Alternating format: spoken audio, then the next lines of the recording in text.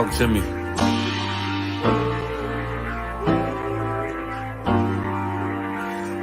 Played the whore on the Lord and served other gods. Remember the days of old, we the lost tribes. They don't believe the Bible, they say a white man wrote it, but still celebrate them holidays from white men, don't they? Like Christmas and Thanksgiving appetites.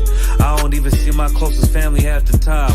Going out ain't an option, I won't compromise. I got integrity and more heart than Valentine. Kyrie tweeted a book they sell on Amazon, owned by the same folks that told them to apologize. Remember slaves couldn't read, wasn't allowed, so it's meaning when I tell you I'm black and I'm proud. Murdered us with the sword, that's how we learned religion.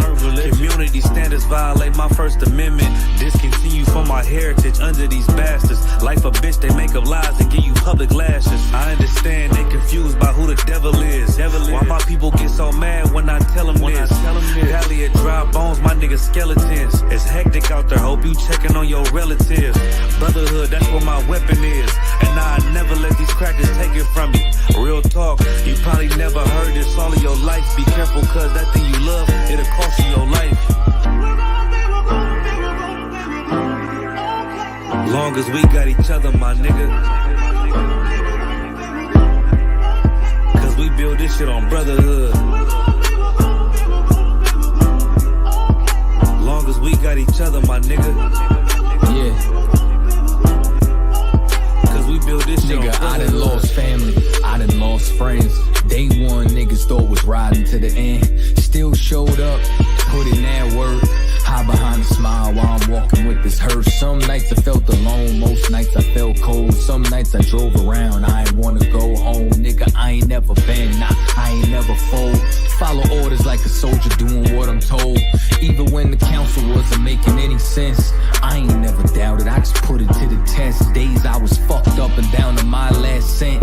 Reaching in my pockets, only coming up with lint. I'm talking even on the days that I couldn't pay my rent. I put it down for my brothers, ain't spared no expense. If I ever got bent, caused an offense, please forgive you, brother, Lord, that ain't what I meant. See that brotherhood a weapon, fight against deception. When something taken from you, then it's just a blessing. Shorty really loved me, gave me everything she got. And I'm sorry, baby girl, if I ever broke your heart. Man, mistakes that I made, don't know if they'll fade. Moving with a heavy heart, living with the pain. Take away the shame, wash away the stain. Praying to the Lord for the days that I was Cain. Sheesh. Long as we got each other, my nigga. Cause we build this shit on brotherhood. Long as we got each other, my nigga. Cause we build this shit on brotherhood.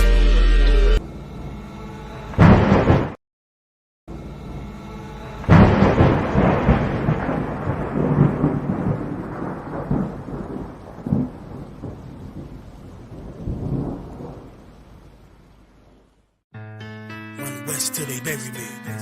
I'm one west till they bury me. I'm one west till they bury me. I be one west to the death till they bury me. One west till they bury me. I'm one west till they bury me. I'm one west till they bury me. I be one west to the death till they bury me. I be one west to the death till they bury me. They ain't scaring me. Rip the soul out of Pharisee. Speaking heresy and get you fucked up apparently. It's like they daring me. I said chill, they ain't hearing me. They ain't listening. Every bar nitroglycerin. Hit your heart, bring it back to start, make you live again. Get them dividends or we start getting ignorant. I be on that soldier shit. I told you shit phenomenal. Nah, but he abdominal. So what you suckers trying to do? Rhyming comical. Guess it's funny until I'm bombing you. Bring apocalypse to them pussy niggas that's popping shit. Team of all-stars, I coach them up like I'm Popovich. Fuck the politics and the lobbyists and apologists. They vagina, so we gon' check them like gynecologists. It's kinda obvious how the situation is ominous. The way I vomit this and regurgitate for the audience. They start applauding this cause the competition is fraudulent. From the era where niggas smoke you up like a parliament. The flow been stupid, shit has gotten retarded since. All the dominance of one west rising to prominent. Cause I be one west to the death till they bury me. I'm one west till they bury me. I be one west to the death till they bury me. I'm one west till they bury me. I be one west to the death till they bury me. I'm one west till they bury me. I be one west to the death till they bury me. I'm one west till they bury me. They want a nigga quiet, mute my maneuvers, but I ride like I got Groupon for Uber. Rhymes hard like they been viewed by Medusa. 9 milli Luger, 17 in the Ruger. Only need a few to sit up in your medulla. Oblongata Got for the regatta, niggas wildin', they win every dollar. They riding by in black Impalas, let the semi holler. The showstopper, been the proper since the teeny bopper. But now I'm going, I'm off Patron, a premium of vodka. I put extensions on the Glock, modified the chopper. The swore heavy, war ready, and that's worth the mama. No marijuana, say I got the loudest silence on it. When I'm up on it, ain't no rapper do it like I do it. A lot of spitties and writers, but when they heat's on, none of them can get through the fire. Around with me, and I had a nigga spin like a tire. But down the deep, and I'm still dope as a piper. Every bar burn hard like a spoon with a lighter. Fuel to igniter, I'm winning, coming through with the title because UP. I be one west to the death till they bury me. I'm one west till they bury me. I be one west to the death till they bury me. I'm one west till they bury me. I be one west to the death till they bury me. I'm one west till they bury me. I be one west to the death till they.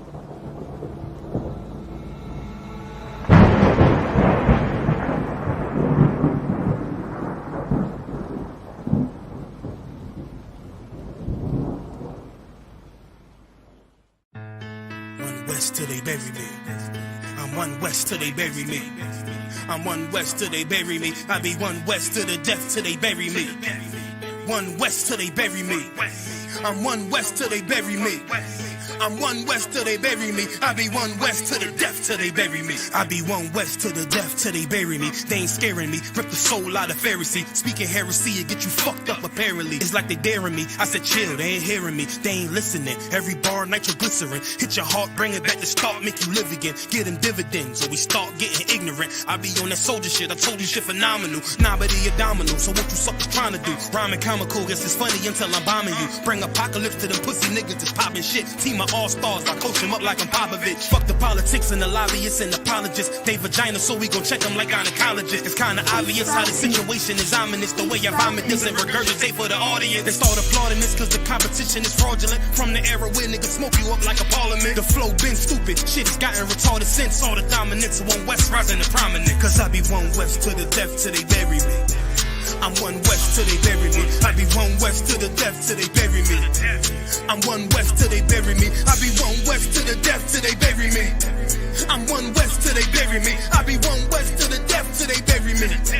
I'm one west till they bury me. They want a nigga quiet, mute my maneuvers, but I ride like I got Groupon for Uber. Rhymes hard like they've been viewed by Medusa. 9 milli Luger, 17 in the Ruger. Only need a few to sit up in your medulla. Obligata for the regatta, niggas wildin', they win every dollar. They riding by in black Impalas, let the semi holler. You know, that he was only sent to the lost sheep, you know, the house of Israel. You understand? If you, this truth is only for blacks, Latinos, and Native Americans. You know, consider yourself special.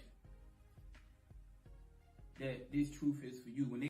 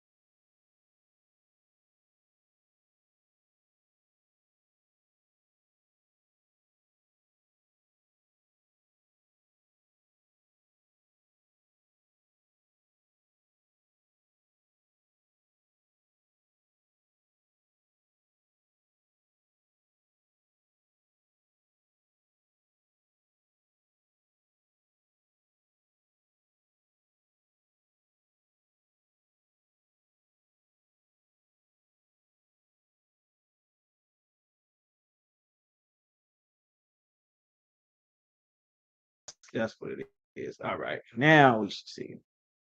Yeah, we should work it out. There we go. We should be up here now. All right, all right. What's going on, Israel? What's going on? Israel, what's going on? What's going on? There we go. All right, we'll give everybody a chance to get in here. And gave y'all time, maybe 3 people in here. What's going on? Y'all was showing Showburger thumb. All right. See, y'all need more time to get in here. All right.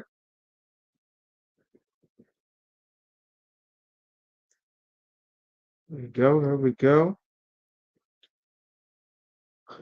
All right. All right. That's what we got.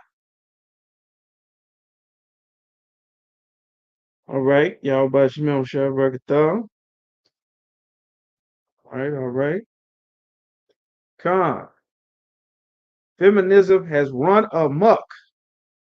I know y'all seen. I know y'all seen that Olympic Games fight where they had a full out man, a whole grown man boxing a woman. You understand? A man boxing a woman. Like this thing that gone all the way off the rails here in America. Like it's insane.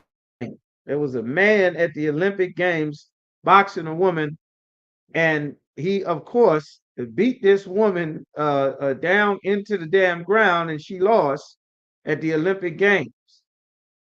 Like this is absolutely ridiculous. It's madness happening here in America.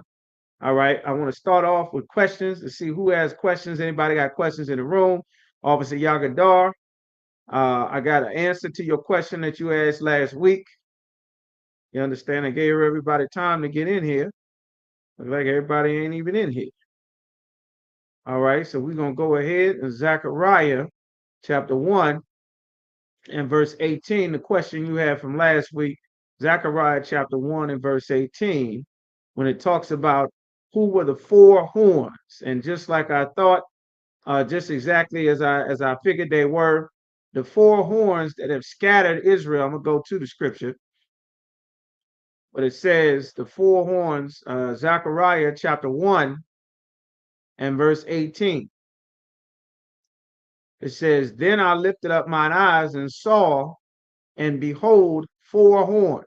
These four horns is representing countries, they're representing kingdoms. These are four kingdoms that have done something, entire nations that have done something, all right? And I said unto the angel that talked with me, this is the prophet Zechariah is talking, the angel is talking to him. He asking a question because he's getting a vision from the Lord, all right? Zechariah is a car. You understand? Zechariah. Zakar means to remember. You understand? And the Lord shall remember Israel. And I said unto the angel that talked with me, what be these? He's asking him a question, and he answered me, these are the horns which have scattered Judah, which was the so-called southern kingdom. But you got Judah, Benjamin, the so-called Negroes, Afro-Americans, the so-called West Indians, you understand, and the so-called Haitians, the Levites, you understand. Those three tribes together make up what was known as the Southern Kingdom, or known as Judah or the Jews. You understand? The Jews have always been so-called black people. It says they've scattered Judah. Israel was known as the so-called Northern Kingdom. That's why it says Judah, then Israel. It's known as the Northern Kingdom. The Northern Kingdom consisted of so-called Latinos. The head of the Northern Kingdom was Manasseh. The so-called Puerto Ricans, they were the head. They were the head of the Northern Kingdom, the head of the entire nation. Understand? All right, probably should cut that. All right, there we go. All right. And you have the Northern Kingdom consisted of so-called Latinos, Native Americans, Seminole Indians. You understand? All the natives today, Central America, the Caribs, the Arawaks, you understand? So-called Latinos, the Inca, the Aztec, the Maya, you understand? All the Seminole and Native American, North American Indian tribes, those today, would be what they would be known as today. They were the Northern Kingdom or Israel. All right. Even though all 12 tribes are Israelites, the Jews are Israelites as well, but we became two separate nations after King Solomon married heathen women and caused the nation to take on their gods and their customs. And the Lord swore he would take that away. Servants, that's when we became two separate nations because of interracial marriage. You understand? So the Lord says, then he said, you got Judah has been scattered. We're separated everywhere. Of course, Israel has been scattered. Well, I just named that Jerusalem. Jerusalem was the last piece of our capital city of the nation. The nation, what was left over after the 78, after the northern kingdom had went into captivity under the Assyrians, and then they left and went over to this side of the world to a land known as Arsareth, where no people had lived before. That was known as this land, or the Americas, or I say R-E, Salakia, R-S-A-S-A-R-E-T-H. All right. So you have that there, and then you have Jerusalem. That was what was left of our capital city. All of that has been destroyed. Heathen have lived in there ever since. They live in there now. That's why they're having these wars of Armageddon in World War III. All of that is pouring off. They're trying to get out of war in the Middle East. It was 20 years of war in Afghanistan and Iraq. They've been right back into Iraq. There's open warfare going on right now in Iraq with U.S. troops there getting bombed, fighting back and forth. In Syria, getting bombed, going back and forth in bases, getting bombed and blowed up. There's open warfare going on now with Israel and all their surrounding neighbors. A little bit later on, I'm going to pull up a map so you can see all of these lands there. To the brothers just joined, Yahweh Shem Shabbat Yahweh Shemal Athar Shem Yahushai. What we got in here? Let me bring some of this up here. We got in here. That's right. Hit the like button. Hit the shares to subscribe. We got new material coming up. You understand? All right. Shalom, sis. Yahweh Shemal Athar Shem Yahushai. All right. Shalom, Hebrew. Yahweh Ba'Shem Yahushai Brakatham. All right. Shaw in the building. All right. Sister Shelly. Shalom, sis. Yahweh Shemal Athar Shem Yahushai. Sister Aimadah. Yahweh Shemal Athar Shem Yahushai. Sister Raya. You understand? Raya. Shem Shah Brakatham. Yahweh Shemal Athar Shem Yahushai. We got Yagadar. Yahweh Shem Shah Brakatham. I was a Matazah Korah in here. Call Sapar in here. Shem Shah Brakatham. Sister Hadassah. Yahweh Shemal Athar Shem Yahushai. The water, y'all joining us, come in here, y'all bring y'all questions, everything, hit them likes. We're going to get it on, all right? So, the four horns that have scattered Judah and Israel. You have the Babylonians. The Babylonians, that captivity, we went under ancient Babylon. That's where you get that Christmas from. The Christmas tree celebrating the death of Nimrod. That Babylonian Empire was during the time of Jeremiah. We were in there for a very long time. America has rebuilt the Babylonian Empire by bringing all nations and all races of people together. Of course, we know from the Tower of Babel at the very beginning of the Bible, in Genesis, the 10th chapter, God repopulated the earth with people. By the 11th chapter, everyone on the planet was deciding to build a tower to come up to fight against God. God changed everybody's language and pushed people to separate parts of the world so that everyone could no longer communicate and be one people. That has always been against God. He does not want all people to come together. That's why he forced everyone to speak a different language and move them, just like I was saying there. All right. So that's what you got there. You got the Babylonian Empire. You have the Assyrian Empire. The Assyrian Empire would wipe out. You understand? They will wipe out your identity, move you out of your land and put somebody else there. You have the Medes and the Persians, that Medo-Persian Empire, which was, I believe, during the time of Esther.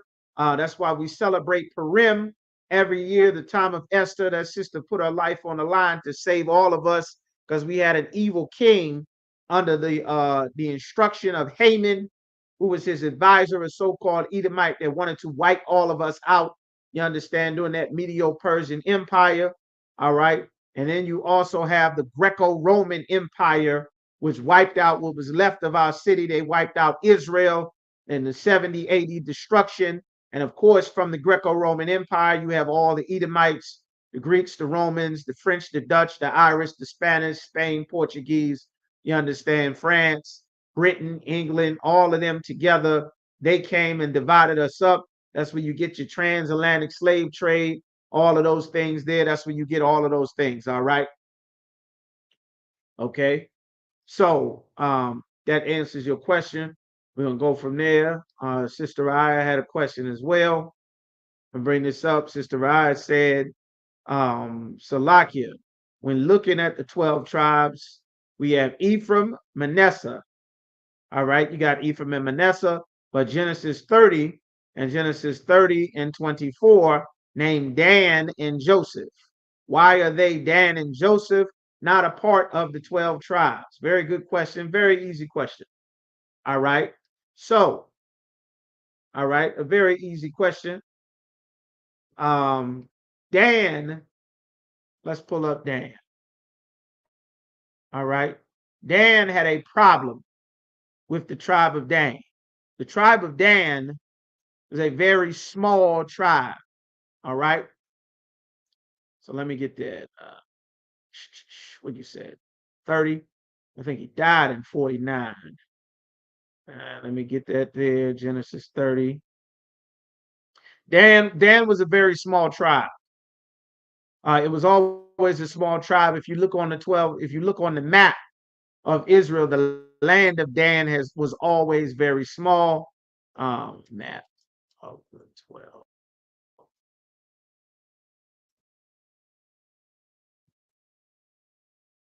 All right, let me see if I can pull that up so we can take a look at the map. What is this? Deuteronomy, move that up. All right. We'll pull the map up, see if we can make it bigger. Bear with me just a moment so you can see where the lands were situated. All right, I'm going to bring this up for you.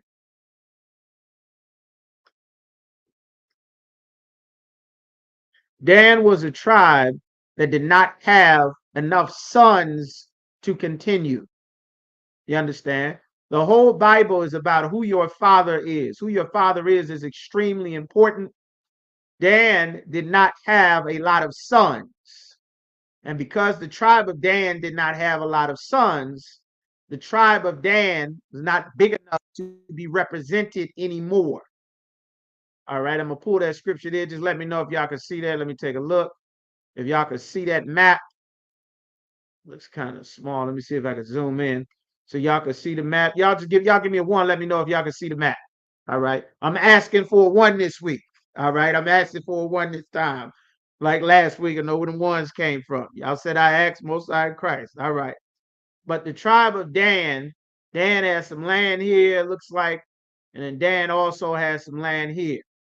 The tribe of Dan was a very small tribe. It's got plots of land in different places. It was very small, and Dan did not have enough sons to continue on as a full tribe. All right. So because that tribe was so small because of sons, once you have a daughter, the daughter is going to, she's going to marry and continue on the seed of her husband. She doesn't have an ability to continue the tribe. So now what's ended up happening is Dan is having all of these daughters and not having enough sons. Dan is having all of these daughters, doesn't have enough sons. The daughters are producing sons or the seed of the other tribes that the daughters are being married to. There isn't enough brothers left for Dan to be counted as a full tribe. You understand? So here is what happened. Your question was two parts. Let me see if I can get to the first scripture so we can get there.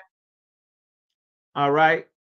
That's correct. Ephraim and Manasseh are Joseph's sons. All right. Joseph was in Egypt. He had two sons. Ephraim was his youngest son, who are the so-called Puerto Ricans today, and Manasseh was his oldest son, who are the so-called Cubans today. All right. So you have Ephraim and Manasseh, which are Joseph's sons. Joseph is Jacob's son. That was his youngest son. Everybody knows about Joseph and the coat of many colors, his ability to interpret dreams. You understand, his brothers sold him into slavery to the Ishmaelites, who then sold him to Egypt, because Egypt was an entire empire built on slavery. You understand? Let me see if that make a difference. No, it doesn't. Just a moment. Let's see. Egypt was an entire empire built on slavery. So that's what ended up happening there. When it came time for Jacob to be about to die, you understand? It came time for Jacob towards the end of his life. All right. 30 and 6. I got you. The water for reposting. Okay, Most High in Christ. I see the ones now. All right. When it come down to the end of that father's life, he's calling in his sons to let them know what blessing they're going to interpret. All right. What blessing they're going to interpret. I mean, what blessing they're going to inherit. You pass those things down. That's what's supposed to happen. You understand? The right way. All right. Gathered around. He's got all his family. He's going to tell them, what's going to befall them in the last days. He's giving them a final prophecy before he go. His life is coming to an end. Isaac did the same thing with Jacob and Esau. He said, I'm getting old. I don't know when I'm going to die. I'm going to die any day now. I'm old as hell. Let me call my sons in so we can get all of these final affairs straightened before I go. You understand? Which black people do not do, because we Christian and black and Latinos, mainly we don't have anything as a people because we've been in captivity for hundreds of years. But we also believe in magic. You're going to go and float up in the sky and be with grandma and beat the tambourines and dance and sing for Jesus and, Martin Luther King and Michael Jackson and all your homeboys and cousins and your uncles that died is going to be up there waiting for you. None of that, of course, is in the Bible. All of that is a lie. In reality, the affairs need to be put in order before you go. Christianity does not teach us about real life. That's why it's such a shock to everybody in the world when somebody dies. Nobody was planned. There's no arrangements for the funeral. Who gets what? Who gets the house? Who gets the car? Who's taking up the payments? Who's getting this? Where's the stash of money? Where's the jewelry? Who's getting that? Who's paying for this? Who's going to make sure the property taxes are taken care of so this house that me and your mother worked to pay off for 30 years doesn't end up falling in the hands of the goddamn state? And some white man flipping houses from out of town is going to come and buy this house that we spent raising this family up for pennies on the dollar, because everybody thinks once you die, magic happens. Well, that's not our culture. We don't believe magic happens here. You understand? You get old, you got to prepare for these things. And that's what we did. Of course, we lived much longer. We didn't have the cancer, the AIDS, the murder, diabetes, the high blood pressure, the strokes. We didn't have any of these things killing us before we got to make it to an old age. But this was our custom to decide who does what. That's why today, Esau's legal system and department, they have something what's called a will and a testament. You understand? They have a last will and testament. Well, the father would go and say who's getting what. His will is going to be done because he's about to, right? That's our custom in the Bible. All right. So I can pull that if y'all need and give you those scriptures. Let me see. Here is what happened in actuality. I can go over this. This fits into what I was going to go over to as well in this Genesis, the 49th chapter, when he talks about what's going to happen to his sons once he's gone. All right. So this is right on your question, Sister Raya, there. Genesis chapter 49 and verse 1. It says, and Jacob called his sons and said, gather yourselves together that I may tell you what shall befall you in the last days. Saying, everybody get together. I need to tell you what's going to happen. The Lord was giving him a prophecy of what's going to happen to his sons that will become an entire nation. That's why he's saying, gather yourselves together and hear, ye sons of Jacob, and hearken unto Israel your father. His name was changed to Israel. His name is Jacob. The angel changed his name to Israel, which means Yashar Allah, or a prince with power. Of course, everybody knows the story where Jacob wrestled with the angel all night, wouldn't let the angel go. The angel had to break his damn hip, knock his thigh bone out the socket for him to be let go, because Jacob was strong as hell. You understand? So it says, let me see, I'm going to get down to Dan so I can answer your question. Then I'll go back up and start with it. All right. Dan is down. We're going to go down to Genesis chapter 49 and verse 16. All right. It says, Dan shall judge. The word Dan or Don means judge. That's where you get Dan Ya'ala from, or the prophet Daniel. Dan means judge. It says, Dan shall judge his people as one of the tribes of Israel. He's saying that Dan shall judge his people as one of the tribes. Why is he saying as one of the tribes? Because Dan is already a tribe. Why is he saying Dan is going to judge as one of the tribes? Because the tribe of Dan will be assimilated into another tribe because they won't have enough sons to continue on their own. Just like I was explaining to you there, this is what Jacob told Dan what was going to happen. And then it gives some more about the tribe of Dan in verse 17. It says, Dan shall be a serpent by the way. It said a serpent by the way and an adder in the path. An adder is a poisonous snake. It's a small poisonous snake. And it's saying by the way, because if you saw it, you would not walk near it because you're afraid it's going to bite the hell out of you and poison you. Well, it says an adder in the path that biteth the horse heels. Is biting the heels of the horse. The horse is walking around trotting everywhere. He don't see it, like, damn, I done looked and something bit me in my ankle. You understand? So that his rider shall fall backward. The horse get bit to hell by a poisonous snake. You understand? The horse jump up and kick. Whoever's on the back of it gonna fall down, probably bust his head, break his shoulder. You understand? Or something. Hopefully you don't get too hurt, but you're gonna be, you're gonna feel something falling off a damn horse. So this is what it's saying. This is what it's saying there about Dan. All right, about the tribe of Dan. So now that was explaining one part of your question there. And Naya says, why are they Dan and not Dan and Joseph? All right, so we're going to get to it. The tribe of Levi was the priest. The tribe of Levi did not have land that belonged to them. That's why we have the Feast of First Fruits.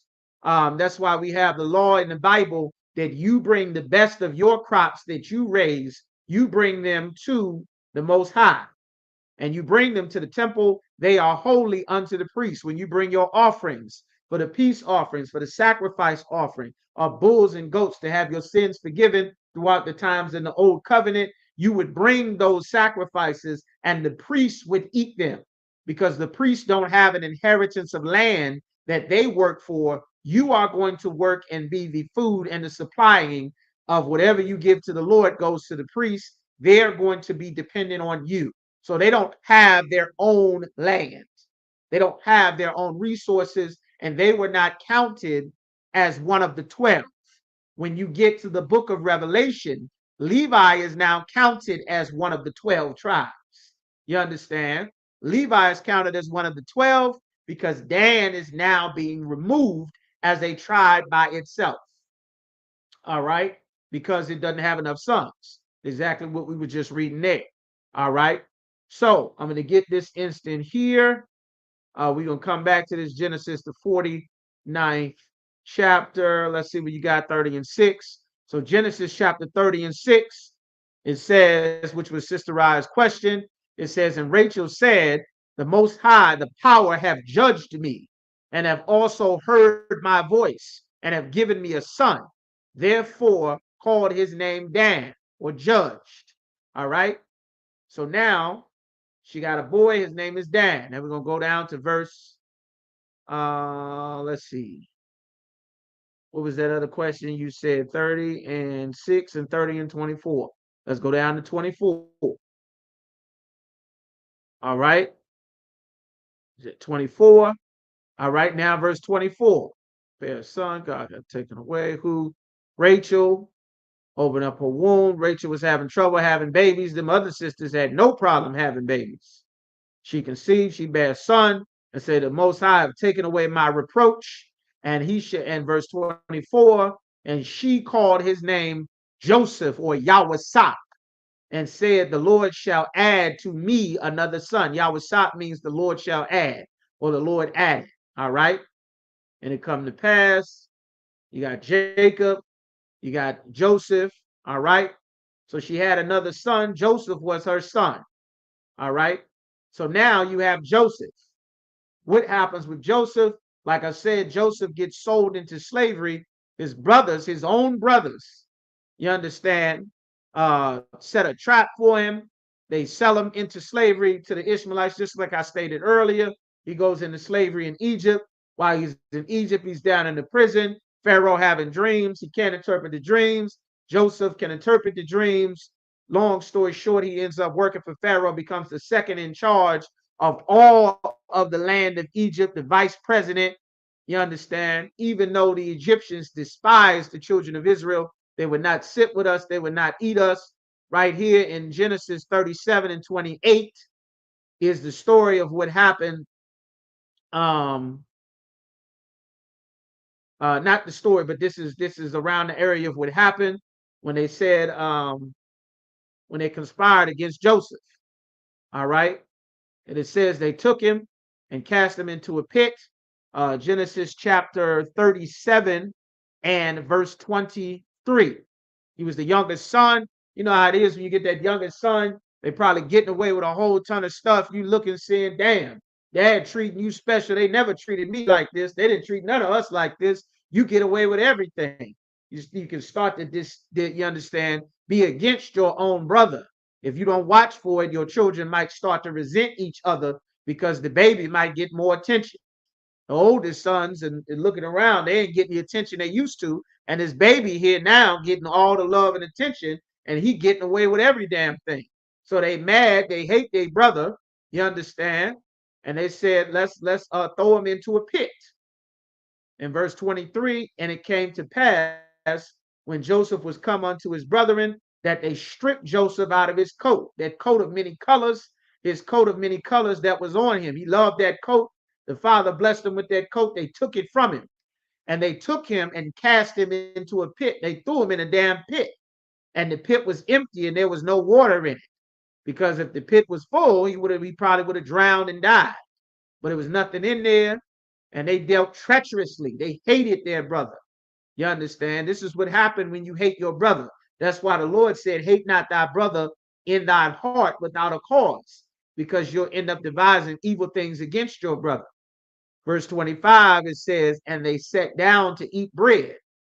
They eating bread, they sitting down, they chilling, their brother in this pit, probably half alive, half dead. They didn't give a damn about him. You understand? And they lifted up their eyes and looked, and behold, a company of Ishmaelites came from Gilead with their camels, bearing spicery and balm and myrrh, going to carry it down to Egypt. They got a whole group of Ishmaelites, strong as hell. They got caravans throughout the desert, carrying goods, being traders. You understand? They also are notorious for trading people. The Africans did it. The Ishmaelites did it. They were notorious slavers. The transatlantic slave trade would not have worked without the Ishmaelites, or the so-called Arabs. You understand? Verse 26 says, and Judah said unto his brethren, what profit is it? What gain are we going to get out of it if we slay our brother and conceal his blood? This won't do us no good. Come and let us sell him to the Ishmaelites. They'd sell their own brother into captivity. And let not our hand be upon him. Don't let us hurt him or do anything evil, for he is our brother and our flesh. You understand? Like he's so special to them all of a sudden, they threw him in a damn pit and going to conspire to tell dad that your son is dead. But now, he's our brother. Let's not kill him. Let's not unalive him. And his brethren were content. They said, all right, that's a good idea. Let's get rid of him. Sell him. And then they were passed by Midianites, merchantmen, and they drew and lifted Joseph out of the pit. They got him out of the pit because he down there. It would normally be water there, but there was no water. So they had to fish him out the pit.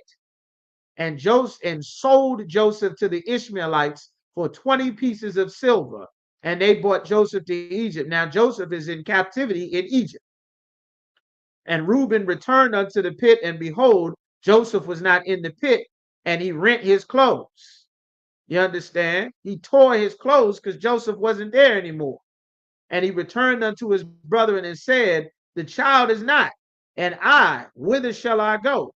And they took Joseph's coat and they killed the goats and dipped the coat in the blood.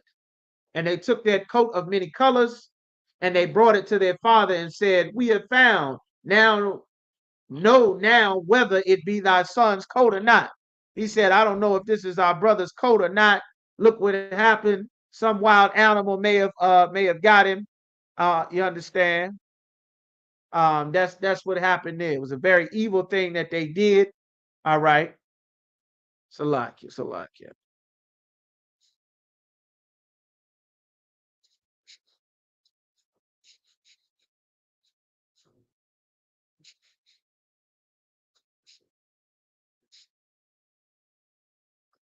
Salakia, Salakia. Hold up. All right, we should be back. All right, the water, y'all. A little break there. All right. So they saying they don't know what happened to him. Somebody done got him. The boy gone. His coat all damn dead. They got a little brother. You know. That's what happened. So now this father thinks that his youngest son is gone. That was a terrible, terrible thing. Again, the Bible is not magic. It's not magic at all. Like this is the story, it's the present, past, and future of what our people actually did. Good, bad, right, wrong, indifference. This is what actually happened. All right. So that's the story of what happened. That's how Joseph ended up in Egypt. Of course, we know that Joseph went to Egypt and he was there. Let's go back so I can give you that more on that story. Give me this. Give me just a moment. Genesis 37. Where is it? My firstborn. Let me get back to it. The Midianites, merchant man. There we go. All right. So now Genesis chapter 50 and verse 22, it says Joseph dwelt in Egypt. He lived in Egypt now. He's raised in Egypt. He was a young boy. He was the baby son. He'd been living in Egypt. He and his father's house. At this time, everyone had come to move into Egypt. There was a famine in the land of Canaan. You understand? So we had to leave our land, which later the Hamites moved into the land of Canaan. That was the land that the Lord had given us. We had to go back to that land after because we had to leave our land because of the famine. That's how we ended up moving and living in Egypt. Once we got there, Joseph, our little brother, was second in charge of the whole country. That's how we got our own land in the land of Goshen, able to herd our sheep and our goats and get nice and strong and become millions and millions in our own side of the country in the kingdom of Egypt. We lived on the other side of the Nile. They lived on one side. You understand? We were segregated from them, but we were still in slavery under them because their society ruled over us. All right. And it says in verse 50, it says Joseph dwelt in Egypt, he and his father's house, and Joseph lived 110 years. He lived 110 years, and Joseph saw Ephraim's children of the third generation. The children also of Makar, the son of Manasseh, were brought up upon Joseph's knees. All of these things that happened. So let's get back because he had a son. All right, we're going to get to Joseph's sons. Ephraim and Manasseh are Joseph's sons. All of this is tied to your question here. Went up to bury his father in the land of Canaan. Did as they commanded. Jacob dies. That's why in verse 49 he's saying, listen, y'all, I'm getting old now. It ain't going to be too much longer. As a matter of fact, I think it was in the chapter that I was reading. Salaki, I was right in Genesis 49. That's what I needed. All right. So we going back to Genesis 49. I was right at first, Salaki.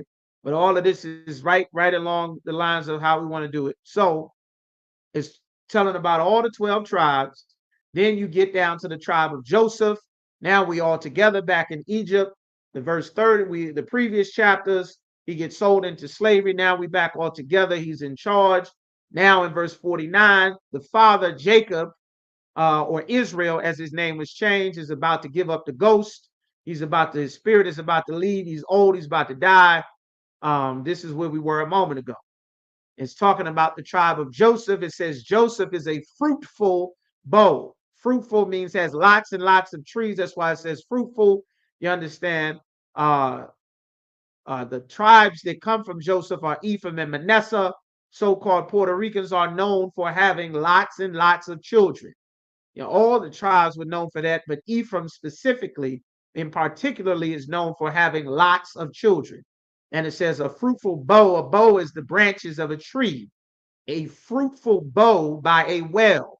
It's saying a bow by a well or a tree by a well, because a tree that's planted near a well gets lots of water, and that water will be able to nourish that tree so the tree can get stronger and bigger and grow more and more leaves and branches and be well fed. That's talking about the tribe of Joseph, which would later become Ephraim and Manasseh, because Joseph is their father. All right, whose branches run over the wall. Their branches run over the wall for what reason? Their branches run over the wall because they're able to blend in and mix amongst so many people. The tribe of Ephraim and Manasseh come in different shades, different colors. The scriptures prophesy that Ephraim is a cake not turned. You understand? And what that means is when you see the tribe of Ephraim, you have brothers that are extremely dark skinned in different shades and extremely light skinned, different colors. All the tribe of Ephraim is known for that, very prevalent. You understand? That's why we don't go by skin color. That doesn't mean anything to us here at all. It's about who your father is, the seed of your fathers. You understand? All right. Everybody, make sure y'all hit that like button, hit them thumbs up. All right. Okay. So now where we at? Salaki. All right. What chapter is this? It's 49. Okay. So now he's explaining what's happening. Ephraim is also one of the tribes that is able to pass for being a so-called oppressor or a white man, because and Manasseh as well. Lots of Manassites and Ephraimites are able to go and make inroads into Esau's world in a lot of different places because of their skin color. They're able to blend in and assume and even make many people think that they are so-called Caucasians or Edomites or so-called white people. You understand? Ephraim has always been able to do that because, unlike all of the rest of our tribes, which we all come in different shades, Ephraim is known for being able to do that. Can't tell who's a Puerto Rican, a so-called Puerto Rican, you understand, or a so-called Cuban, unless you really go to ask them and they have some knowledge and information about their history. You can't tell but just by looking at them. You understand? At this point, you can't really tell by looking at any of the tribes. But even back then, that was also with Ephraim, and you understand. All right. Give me just a moment. Let me check something real quick. Y'all bear with me just a moment. All right.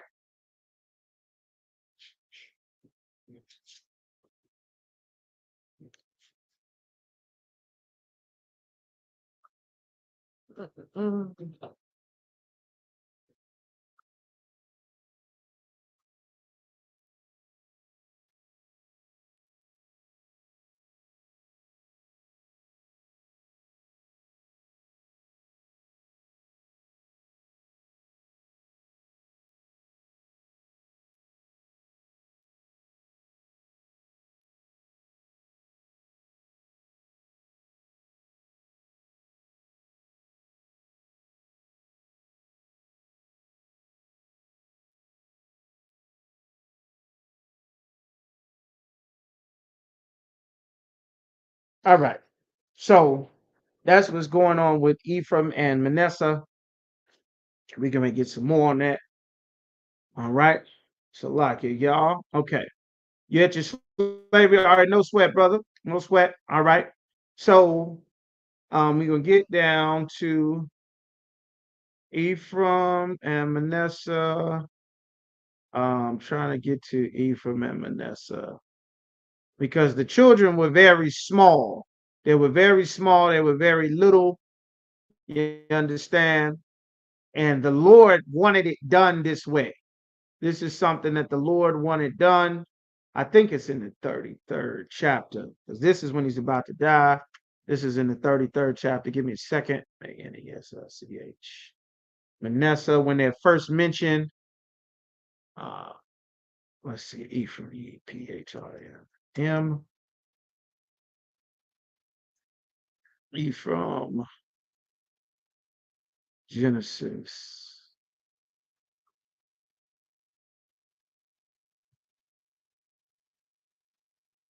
Bear with me just a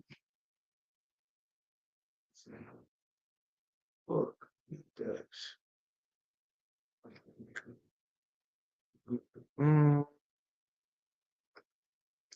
Sons of children.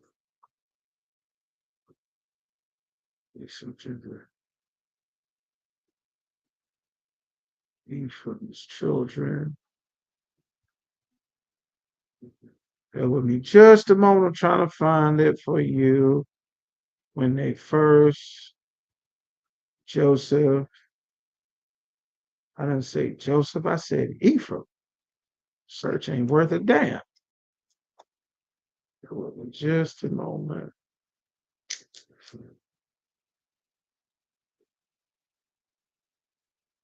There we go, 48. I didn't even check it. That's why we need the book sometimes. All right, so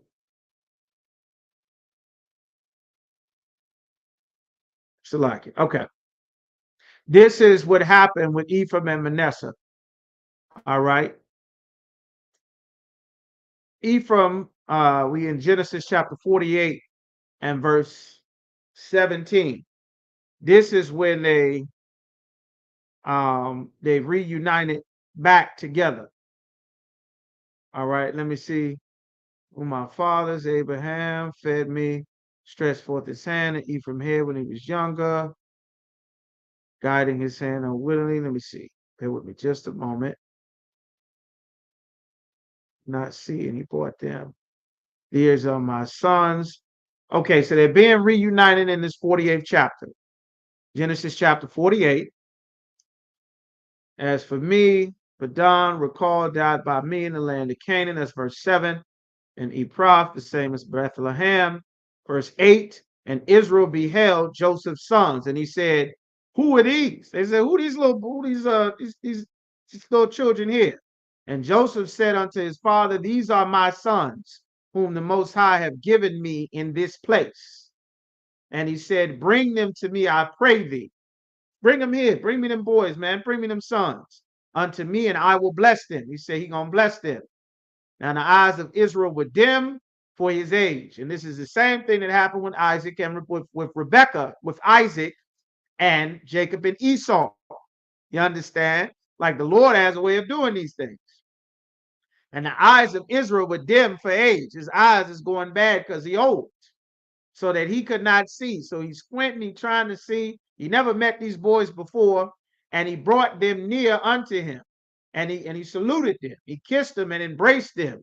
And Israel said unto Joseph, "I had not thought to see thy face, and lo, the Most High have showed me also thy seed." He said, "I never thought I would see you again, my son, and the Lord then showed me your children as well." Like he was glad. You understand? Because all the rest of his life, since they sold their little brother, he thought that his youngest son was gone, man. He thought his youngest son had been dead for many years. He'd been in Egypt for a long time. And Joseph, verse 12, and Joseph brought them out from between his knees. You know, the little kids, little tiny kids, little babies, little toddlers or something. They don't know what's going on. They halfway nervous. They hugged up underneath your legs, walking all up underneath of your feet, under your legs. That's why I said he brought them from beneath his knees, so that they said, "This your granddaddy. Going over there to talk to your granddaddy." They don't know who the hell this is. So he got to take them over there. So that's what it's saying. All right. And Joseph brought them out from between his knees, and he bowed himself with his face to the earth. He bowing himself. And Joseph took them both, Ephraim in his right hand toward Israel's left hand, and Manasseh in his left hand towards Israel's right hand, and brought them near to him. It says with his face to the earth, he getting low with his face to the earth, Why? Because he got these tiny little kids down there. They little as hell. He got to go down there where they are. They already clinged up underneath his legs. He's trying to get them to take them over there to see their granddad. All right. So he got them in his left, moving him over here, and his right, moving him over here. He bringing them forth. And Israel stretched out his hand. He reaching, he old, he can't see. He trying to hug his grandson and get him, and laid his hand upon Ephraim's head, who was the younger, and his left upon Manasseh's head, guiding his hands unwittingly, for Manasseh was the firstborn. The firstborn supposed to get the blessing. So instead of him just blessing them regular like this, he ended up doing this. You understand? He ended up moving his hands crossway. You understand? And he blessed Joseph and said, the Most High, before whom my fathers Abraham and Isaac did walk, the power which fed me all my life long unto this day, the angel which redeemed me from evil, bless these lads. He's saying a prayer to bless these young brothers, these young sons of his grandsons, and let my name be on them. Why is he saying let my name be on them? He's saying bless these sons. He's praying before the Most High. Bless these two boys and let these two sons be as though they are my two sons. Even though these are his grandchildren, these are his sons' sons, he's praying to the Lord, let these two boys be as though they are my sons. Why? Why? Because these two boys are from Egypt, but they're not Egyptians. Joseph had these two sons in Egypt, but they're not my sons. They're my son's sons. But we are going to get a land of inheritance from the Most High. And an inheritance gets passed down to who? Your son. What inheritance is going to be passed down to Joseph? Joseph been in Egypt. So he's saying, let these boys be as my sons, so that when I pass down blessings, these two sons that are now mine, they will get an inheritance from me, based as though they were my own sons, because they are going to be counted for the 12 tribes of the nation of Israel. All right. Joseph is not going to be counted. Joseph is going to be represented as Ephraim and as Manasseh. All right. Which will later become two tribes because they're two separate sons, but they're not Jacob's sons. They're his grandsons. But now he's saying these sons are mine now. All right. That's what's being done there. The oldest son was Manasseh. He did not get the blessing of the oldest son because the Lord wanted it to go to Ephraim. That's why it was done that way. The same thing happened when it came time for Jacob to bless, not Jacob, when it came time for Isaac to bless Esau, who was his firstborn. The Lord did not want Esau to get the blessing of the firstborn son. The Lord wanted it to go to Jacob. So Rebekah put camel's hair on the youngest son, so that when he went to bless his son, because he's old and he's about to die, which is exactly what is being done in Genesis, the 49th chapter, you understand, that blessing ends up going to Jacob instead of going to Esau, because the Lord did not want Esau to have it, even though by right Esau should have gotten it because he was the firstborn son. But he was Cain in the reincarnation. He was an evil bastard and an unaliver, and the Lord did not want him to get that blessing. He was angry about it. That's why later on he sought to slay his brother. That was the whole reason that Rebekah told Jacob to leave their land where the family was, to go back and take a wife from the land of her family with his uncle Laban. That's where he married Rachel and Leah, working for Laban for those 14 years. Had all them sons, went back to his land, and that's where everything started from there that we were reading about the 30th, before a little bit before the 30th chapter of Genesis. All right. So now we all caught up. The Lord wanted the blessing to go to Ephraim so he could be the head tribe. Later on, he would be the head tribe of the northern kingdom. At this time in Genesis, the 49th chapter, we were just, fathers and sons. We weren't an entire nation. hundreds of years. By the time you get to the book of Exodus, we've been in captivity under the Egyptians for hundreds of years. We made them rich and powerful. They telling them to kill our babies. They throwing our babies in the river. Moses ends up getting sent up the river, ends up in Pharaoh's house again, the same way that Joseph ended up in working in Pharaoh's house because he was sold into slavery. Moses ended up, being raised up in Egypt, and that's where you get the story of the Exodus. Everybody knows that from there. So this is what happened. All right, this is what happened. Dealing with that situation with Sister Rai's question. For 30, that's what happened in Genesis 30 and 24 and 30 and 6. That's the whole story about everything that happened there. All right. All right. All right. So let's see. Let's see any more. Let me make sure I got all of it. Why are Dan and Joseph not a part of the 12 tribes? That's why. All right. And then when you go to Revelations, it says the names of the 12 tribes are written on the gates of heaven. All the names of the 12 tribes, there's a name on each gate because the land, a gate, it has the names of who lives there. It's got your name on the gate. There's 12 gates to the entrance of the kingdom of heaven, and there's the name of each of the 12 tribes on each gate. And let me see if I can get that. Names of the 12 tribes.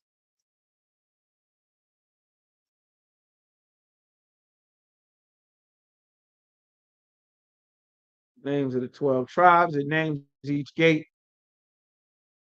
Revelation chapter 21 and 12. You can read that if you like. Revelation 21 and 12.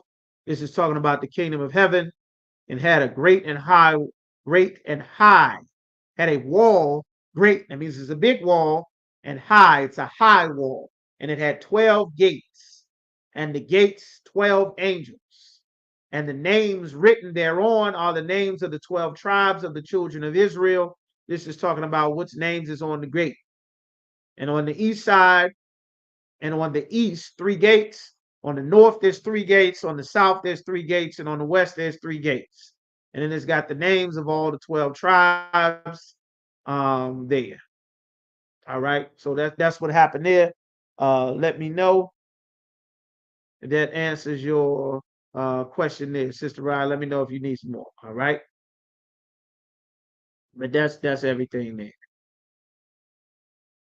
All right.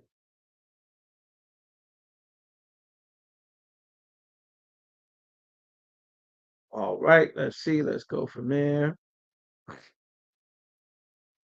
All right, all right. Let's see what's our next question, Sister Aya.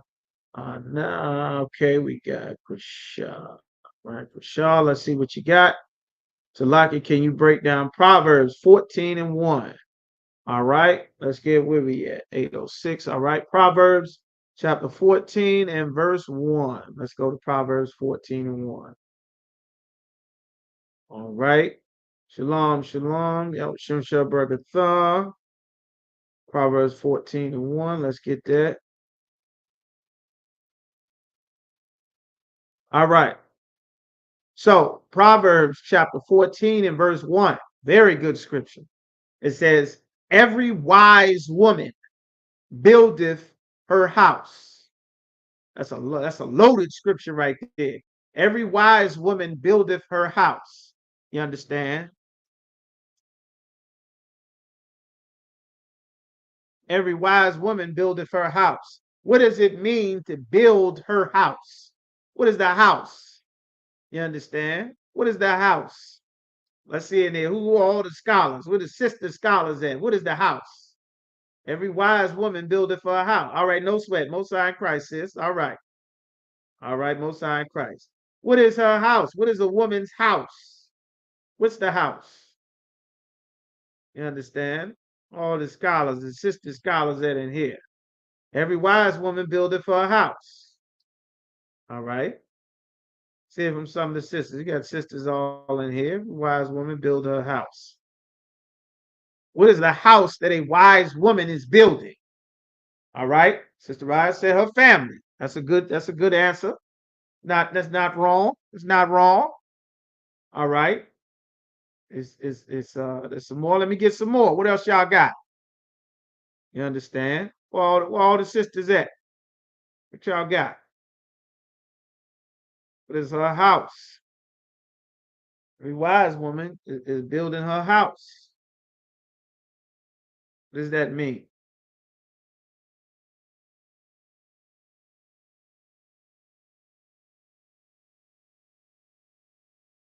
All right. Sister Anna said her family. Sister Raya said her family. All right. Her family. It's a little more specific. It's a little more specific than that. Because now, of course, you sisters are in the truth. You've been raised and taught up. You understand under Commander General Yohana to understand what your house and your family is. But to the average brother and sister, more specifically to the average sister that is in the world that is not in the ISUPK, a woman's family consists of her and her children. You understand? That is what family has become since integration and feminism. You understand? This brother right here, he got it. He got it here. This brother Fire said, this brother got it. Can't see who was that there. This brother got it. That's right. Hawk Fire said, her man. That is correct. The building that a woman does is her man. Every wise woman buildeth her house. Precept. Mark chapter 3, verse 27. No man can enter into a strong man's house and spoil his goods. What is his goods? His women, his children, his sons, his daughter. That will encompass everything that is contained or a part of that household. Those are the goods of his house, except he will first bind the strong man, and then he will spoil his house. The house is the man. The man is the house. You understand? The man is the house. You understand? That is what every wise woman is building up her man. All right? Sisters in the world don't understand that concept. There was a time that women understood that. Your whole life was about building up your man. That's solidified. That's how you got protection for the sons and daughters. That's how you made sure the neighborhood was secure. That's how you stopped the Kia boys from stealing cars all throughout the city. That's how you stop the young brothers and sisters now from joining gangs, ending up in prison, skipping school, becoming young single teenage mothers, getting young girls, young sisters pregnant all throughout the neighborhood. That father kept that household in a certain order so that all the goods, all the money that's getting sent everywhere for all kind of vanities and things there that's being spent, because there is no man regulating the spending that women do here in America. Before, there was a man regulating what was done with this money, with these resources. Sisters buying a ton of cars now that are all getting repossessed. I pray it's none of you sisters in here, but single sisters spending $700 a month paying for a vehicle, struggling to make payments that they cannot afford just for the car to get repossessed. You understand? That's happening all across the country because they see you coming and they know you've been empowered with money and wealth because America has poured what little crumbs they're going to give to the Black community. They've poured it and given it to you.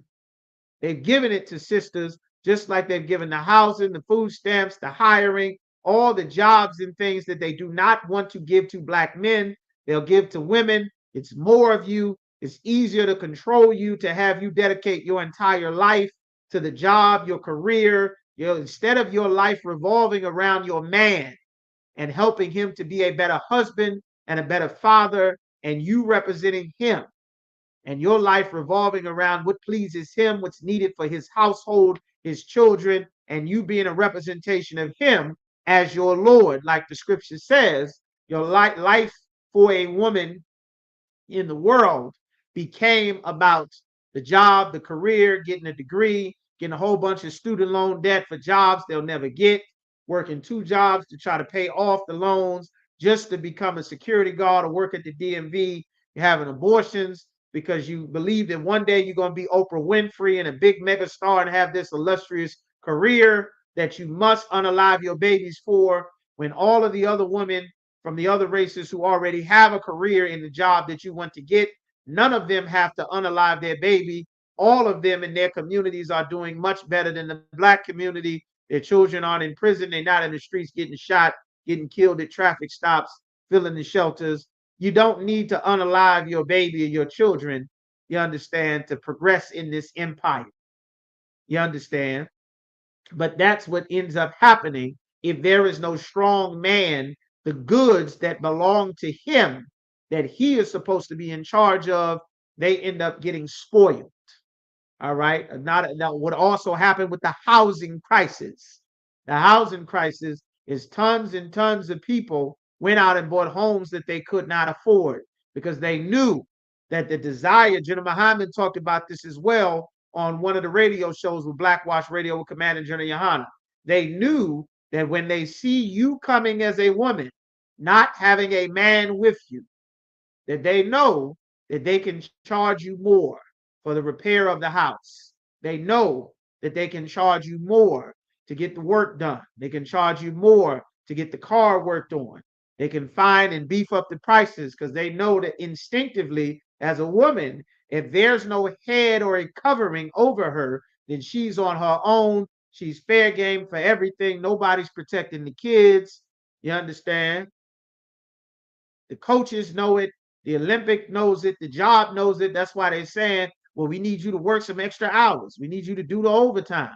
We need you to take they sending you all out of town, out of state, everywhere, because they know that there's no man there expecting you to be home at a certain time. There's no man that's going to allow you to send my wife all over the goddamn country when I need her here in my house. I need her here. You understand? All right.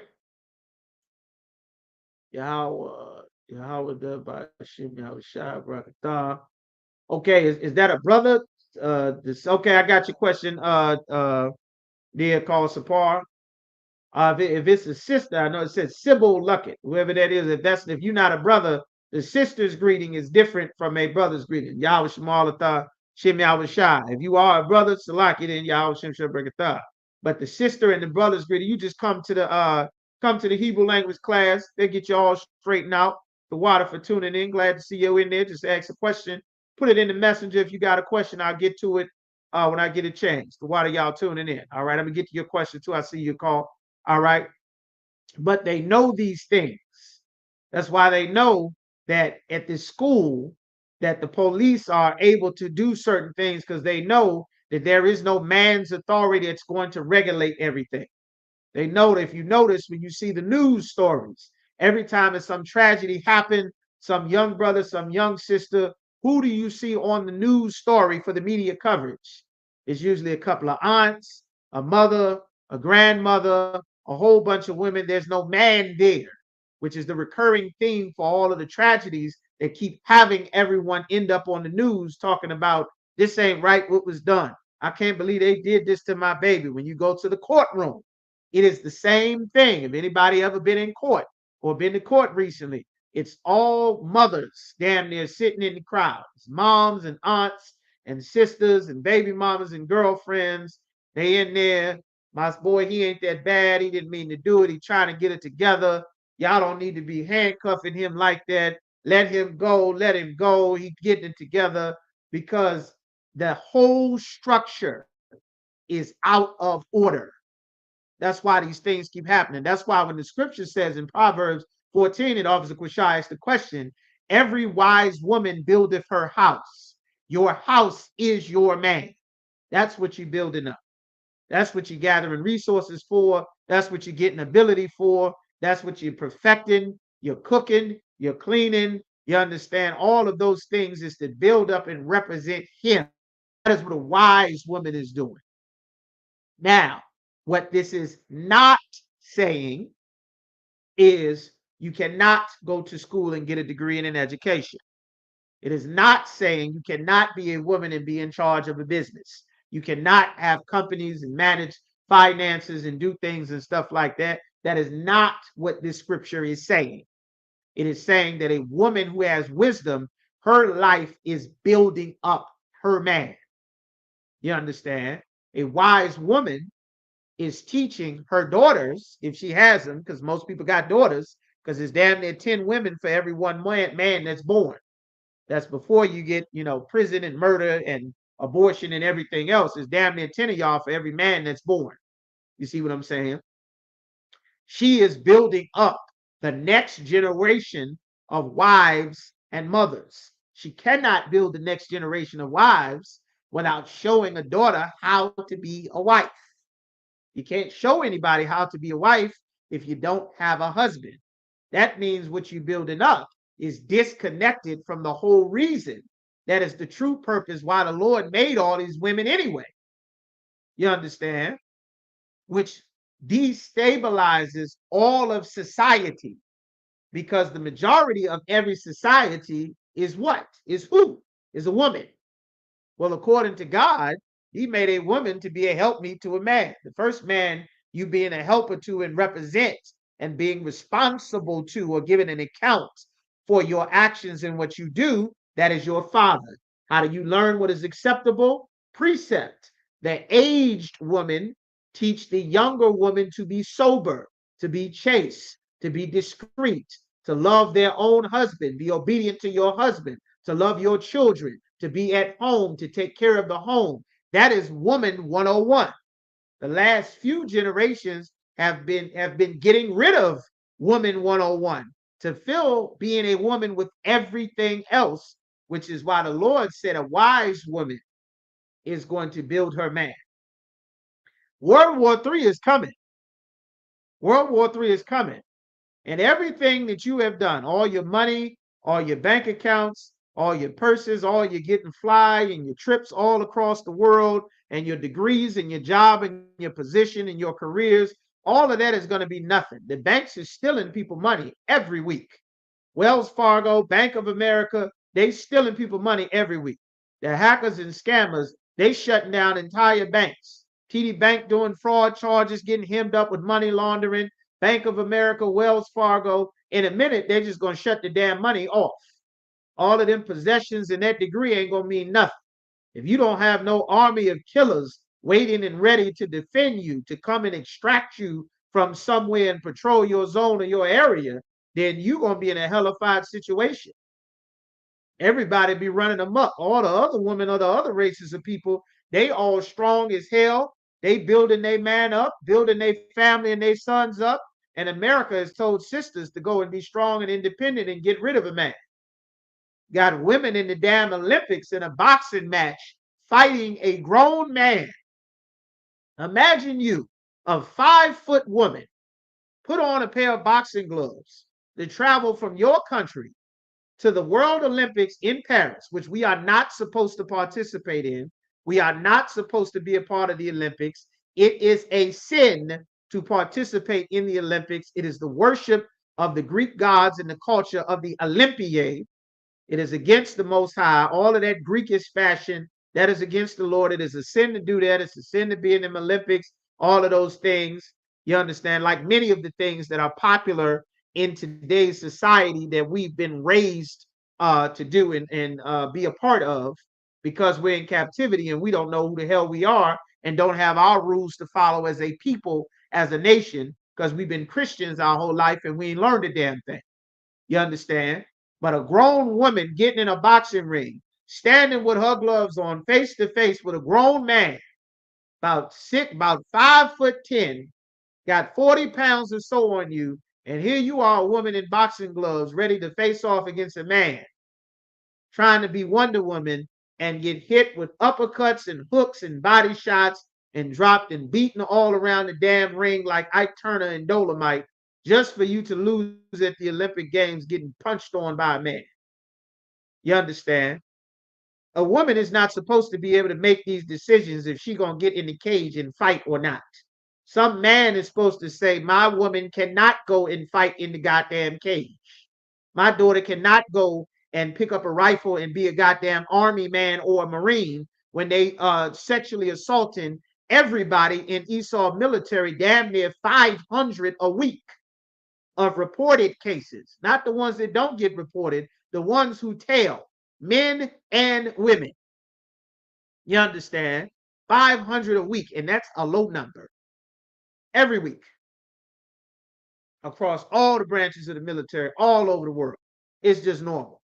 You're not supposed to be able to do that. And that's why a wise woman builds up her man, because the man is the defense. He's going to guard the goods. He's going to guard you. He's going to lead you. That's why in the Isupk, under Commander General Yohana, brothers get taught and trained up how to lead, how to guide, how to choose women, how to be fathers, how to be husbands, how to be responsible, how to be accountable. You understand? How to defend and protect. What are the values and the morals and the rules and the codes by which we should live, so that you can enforce them in your house and enforce them and expect them from your wives or the women that you decide to deal with and make children with. And this will save a lot of the problems that we have amongst our community. This is why every single Black, Latino, and Native American man, woman, and child is supposed to be in the Isupk under the commandment of God. You understand? But of course, most of our people go somewhere else. You can go to court and figure it out. Just think of how your life was before you came into the UPK. You fell into the same pits and traps that all the rest of us fall into without the wisdom and knowledge of the Lord. And this is why a wise woman is going to build up her house. She must build up that man. You cannot fix anything without building the man. The Christian church in America teaches women and children, women and children. You cannot secure anything by empowering women. Women by nature need to be protected. They need it. They're not supposed to be fighting, facing everything head on. That's why a wise woman is building up her husband. So the husband can decide how much of these worries, how much of this stress are you supposed to take on before you overextend yourself and commit to projects that you don't have the time, the ability, the resources, or the wherewithal to deal with, on top of all your other responsibilities. I watched my mother go through that struggle her whole life. You understand? The consequences of not having a man so that he can step in and tell everybody else, no, she's not coming. No, she's not going to do it. No, she's not going to cook. She's not coming. You're going to do it without her. She cannot do another double, triple shift. No, you can't. Tell them my husband said no. They respect that from the East Indian woman. They respect that from the Arab woman. They respect that from the African woman. But the Christian church and feminism has taught both you, specifically sisters, and America and the rest of the world, that they don't have to respect you because they don't have to respect your man. That is why Megan Thee Stallion is able to do a damn advertisement concert for Kamala Harris in Atlanta, because nobody has to respect you, because you don't have a man that's being built up throughout your society. He's being belittled so you can be empowered and be the Glorilla boss diva, apex woman, alpha woman. You understand? None of that garbage exists. Nobody takes it seriously. Everybody's just exploiting and robbing you blind. That's why the truth is here. That's why the scriptures is here, so we can build up our nation and get you the proper guidance, counseling, and protection that's needed, and husband that is needed. You understand? If so required. You understand? So Proverbs 14:1, it says, every wise woman buildeth up her house, but a foolish woman plucketh it down with her hands. A foolish woman destroys a man. Rashad, you asked a damn loaded question in here tonight. This question got a million layers to it, like a damn onion. You understand? Let me pull this back up on the screen so everybody can see what we're talking about. Every wise woman built. Where's your question? Where's the hell did it go? Salakia, I'm trying to find the damn thing. Where'd your question go? There we go. Salakia. All right. A foolish woman tears down her house. She tears down her house, meaning she tears down her man. A foolish woman destroys her man. How does she destroy her man? She gets on the street and she shows his tail to everybody. That's how you destroy a man. She takes a man that would take care of her and look out for her and love her and raise up a family with her and go and come home and bring resources and think about her best interest. And she'll decide that she see the hoes on the internet having hot girl summer. She see the city girls having fun. She see turn up Tuesday and turn down Thursday. And she like, I don't want nobody telling me what to do. I got tail like they got tail. I want attention. I want likes. I want OnlyFans. I want to do something strange for a piece of change. You understand? I don't need nobody telling me what to do. I'm grown. I'm a woman. My body, my choice. So you go now, and not only are you killing the future generations of your people, which means there'll be less black people in the future. There'll be no more of you in the future. There'll be no more of your father, of your brothers, of your grandfathers, of your sisters, of any of your favorite black people, good or bad. They will cease to exist because when it's your time to continue the people, you decide you're going to kill it because it's your body, your choice. Well, it's not your body. Your body belongs to your man. That's why you're not supposed to show it off to everybody out on the street. That tears down a man. How does that tear down a man?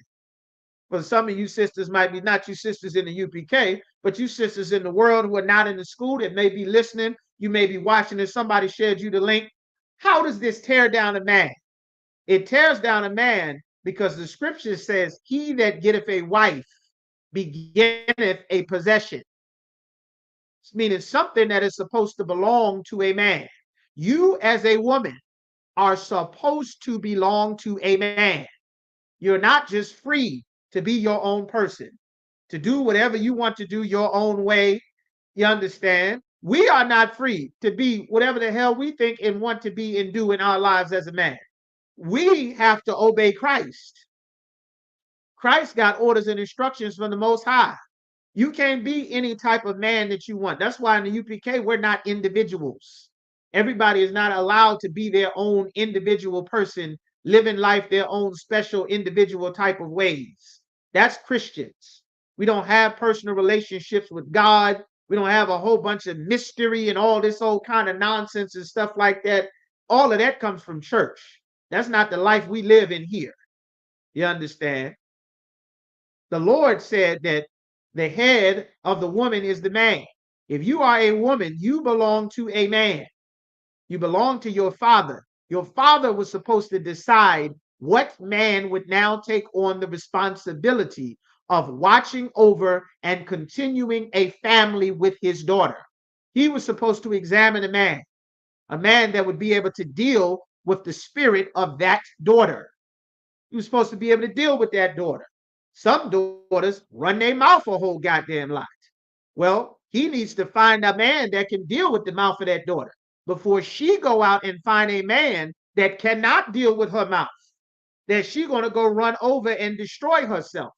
Or she might find another man that also can't deal with her mouth, that'll turn around and punch her in her mouth because he don't know how to deal with her. That's how sisters end up in abusive relationships.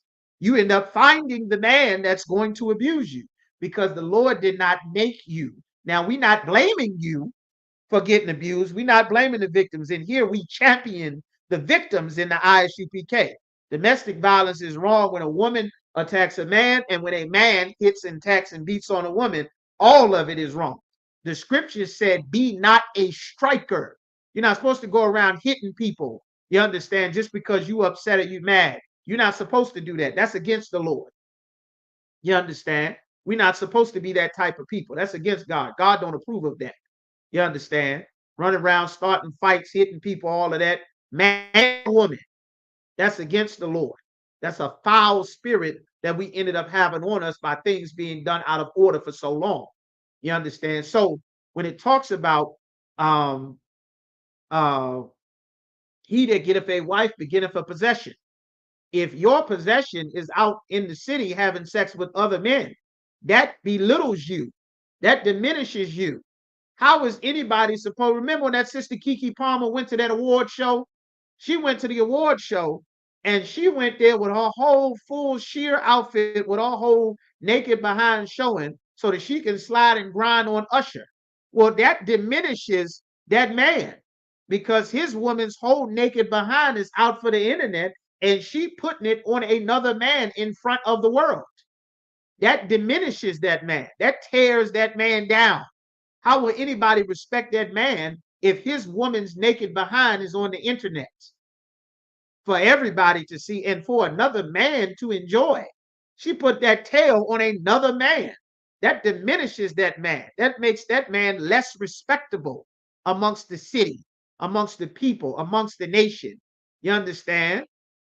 That's why the other nations of people, they do not allow this thing here.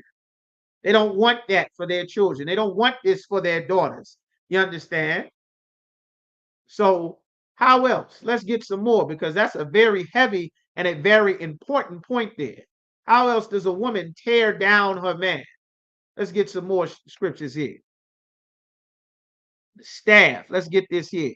A major thing. The staff of his bread. Lock you up. The staff of his bread. This is a curse from the Most High and is very prevalent. And unlike what is said, it is not for the benefit of the child. Leviticus chapter 26 and 26. This is another way that a woman, a foolish woman, tears down her man. It says, and when I've broken the staff of your bread, the staff is something that you use to lean on, to get strong. It holds you up.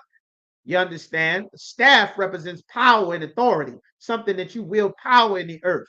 But the staff of your bread, what is the strength of your bread? What do we call bread? What is your bread, brother? What is your bread, sister? All the brothers and sisters in here, what is your bread? What's your bread? Across apart, what's your bread? Anna, Raya, Shemaga Bar, young man Edward, sister Hadassah, what's your bread, Imadah? Tawabaf, what's your bread? In the scriptures, young man Trey, sister Shelley, what's your bread? Let's see how black y'all are. What's your bread? You understand? That's a quick answer. You understand? Your money, the staff, your support of your money. The Lord said the support of your money is going to be broken. You understand? The also Yagadah got it. Your money. Tazakara said your money. That's the staff of your bread.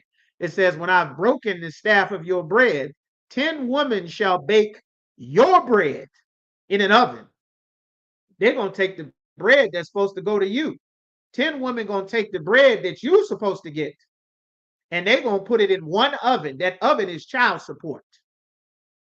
And they shall deliver you your bread, meaning they're going to give you back your bread. They're going to deliver it to you again by weight. Now, why would they deliver your bread by weight? Because they're going to take off a chunk for this person, for this one. They're going to take off a chunk for here. They're going to take a chunk off of here. 10 women going to redistribute your money and then give you what's left. And ye shall eat. You're going to eat what's left after that child support and not be satisfied. You ain't going to be satisfied with that child support money because most of your check is gone. They're going to take it and divide it up and split it up, and you're going to be working just enough to pay for a room and have a sofa on and to get back and forth to work and get you a couple of sandwiches and a beer or two. That's what's going to be left after child support. That is a curse from the Most High. And that is another major way how a woman breaks down a man. A foolish woman destroys her man. The most support that a child needs is that father. Many cases, sisters is just taking the kids away from the man altogether, just out of spite. She don't want to be with the man. Now, sisters is divorcing their husband that they've been with for 5 and 6 and 10 years so they can go out and run the streets. And now he's going to be forced to pay child support for children that he made a family with this woman. He put her in a house. He gave her cars, then filled up her closet, her wardrobe, been on her arm, representing her, you understand, representing her, all of this, then completely changed and restructured his life around, building something forever, only for this woman to turn on him, file for divorce, and now her and some other man and your kids is sitting up in the house with a whole nother man. Might be the house you paid for. her and some other man, or her and a damn woman is sitting there and your kids live with her and you might have to go get you another job just to be able to afford a room somewhere, get your roommate, move in your mother's basement somewhere. Like, that's a curse from the Lord. A woman destroys a man. You destabilize the entire society, removing yourself from the authority that the Lord put over you. You understand? This is a heavy scripture, man. This scripture is like dynamite when it says a foolish woman tears it down. How else is a foolish woman tearing down her man? Some man might actually want to be with you and take care of you, want to build a family with you, thinking he in some serious relationship with some woman, and then turn around and find out she with several other men. And these men is sitting here laughing and clowning you while you really falling in love, trying to treat this hoe like she's something special, and then turn around and find out that she taking whatever you get and wearing the outfits or whatever you bought her to go be with several other men. You understand? And you taking care of her and turn around and it's a whole mess. And then from there on out, you absolutely destroy. You destroy everything. That's why you understand half the half the brothers in our nation are not even having kids anymore. It then became so treacherous to deal with a woman that they're not even making children. Even in Esau's world, according to their standards, they're not trying to get married no more. They say to hell with that, man. It's too much danger, too much life threatening. You be with some foolish woman that destroy you. You mess around, she having sex with other men. Some of them men is having sex with other men. She having sex with women. Next thing you know, you done laid down with some harlot. Now herpes spread all throughout the city. AIDS spread all throughout the city. Sisters and packed up and moved from Atlanta to go to Houston. Next thing you know, Houston is full everywhere. STDs like a wildfire. The Center for Disease, I think the World Health Organization had to issue something saying, don't come to Houston and have sex with nobody. Everything is on fire in Houston. They put that on the news as a disclaimer to let you know how bad things is. How would that be contained? Well, you have sex with a man, sis, that's your husband. Y'all together forever. Whatever y'all got to do to work it out, y'all work it out. Come get counseling, get in the UPK. We'll teach you how to have a real marriage, teach you the laws of the Most High. But you can't destabilize the entire society by now breaking up the family so that you can go and chase happiness, just to find out at 45 that there's no pleasing a woman. You can't please a woman and keep her happiness full of happiness. That even the lesbians is saying that. They all on the news apologizing to men, talking about, damn, I'm a woman and I've been dating women for the last 10 years and I'm so tired of women. I understand what men is going through. 80% divorce rate after all the pride and equality in marriage. 80% divorce rate with them lesbians. They can't be in a house with no woman either. They tried it. They tried to be a man. None of it worked. You understand? Why? Because the Lord set things up a certain way. That's why a wise woman is going to build up her man, build up her house, build up her nation, and make strength. Suppose you are a sister that does not have a man, that does not have a husband. Like most of our people, most of our sisters are living life as a widow or a woman that does not have a husband or a head over them in their direct everyday day-to-day life. That's why many sisters is filled with all kind of stress, all kind of pressures, all kind of panic and nervousness and stuff like that, because you aren't supposed to be at the top of your chain. A woman is not supposed to be at the top of the chain. The Lord did not genetically make you, spiritually make you, your bones, your organs. None of that stuff is made to be at the top, handling everything, being the strong one. That is the opposite of what God made when he made a woman. You understand? That's why it's so much of that amongst our people. Suppose you do not have a man. You don't have a direct head over you. Then you are supposed to come into the school. You're supposed to come into the truth. You're supposed to come in so that the wisdom and the counseling and the authority and the protection and the correction that a man would provide into your life, you as a widow or as a single woman or as a woman without a direct head or man over them, to make sure that everyone is not taking advantage of you and your life and your time and your children, and you are not making erroneous single women without a man decisions that can cost you severely in life that most sisters make, that they don't realize this comes from this reason. That is why you come into the truth. That is why you sit in these classes. That's why you get counseling. That's why you come so you can learn, so that the wisdom that a man or a father or a husband that the Lord has to impart into you as a woman, you are not without that wisdom because you're sitting here in class getting it. And you can call and get counsel from the prophets of the Lord that can tell you what the Lord would have you do in any and every situation. You understand? That's why that's so important and so prevalent, and why, once again, every Black, Latino, and Native American need to be running into the Isupk like it's the only place in the city that's not on fire. You understand?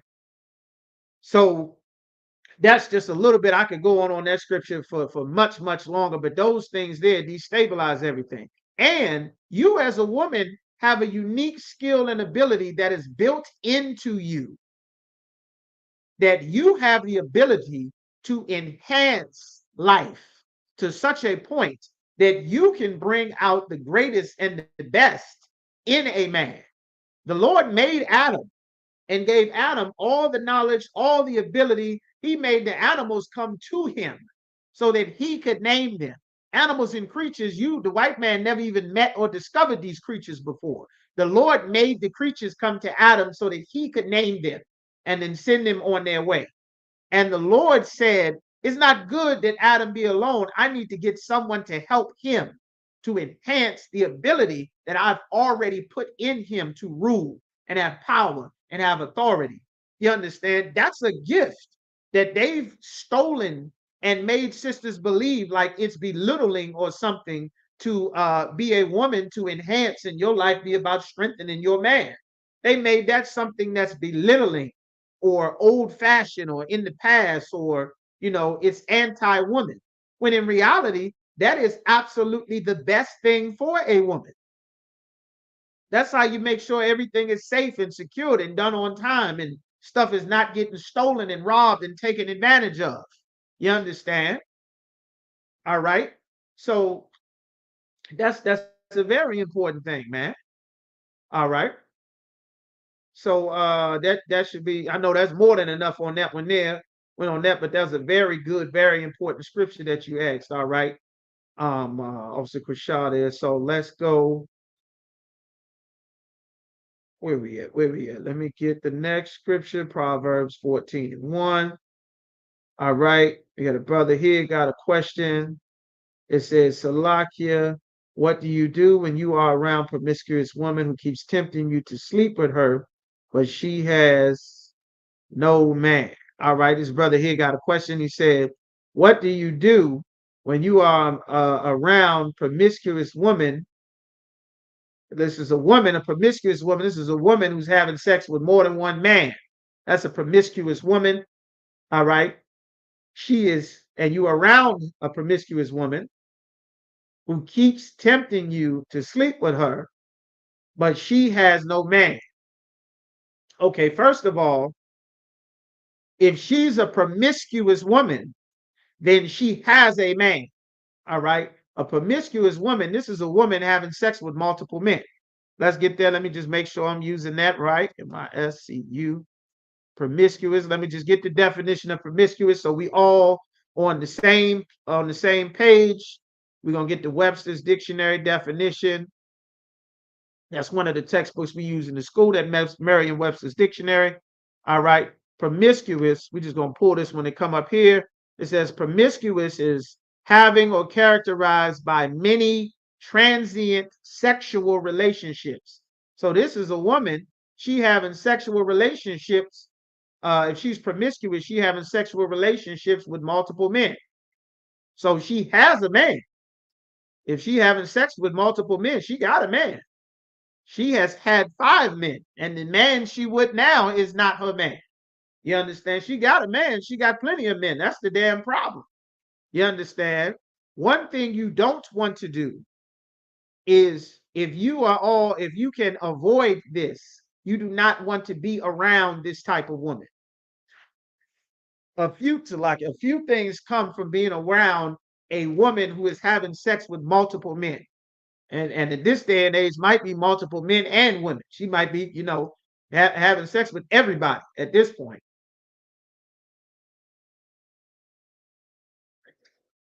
So like, but there's a few things.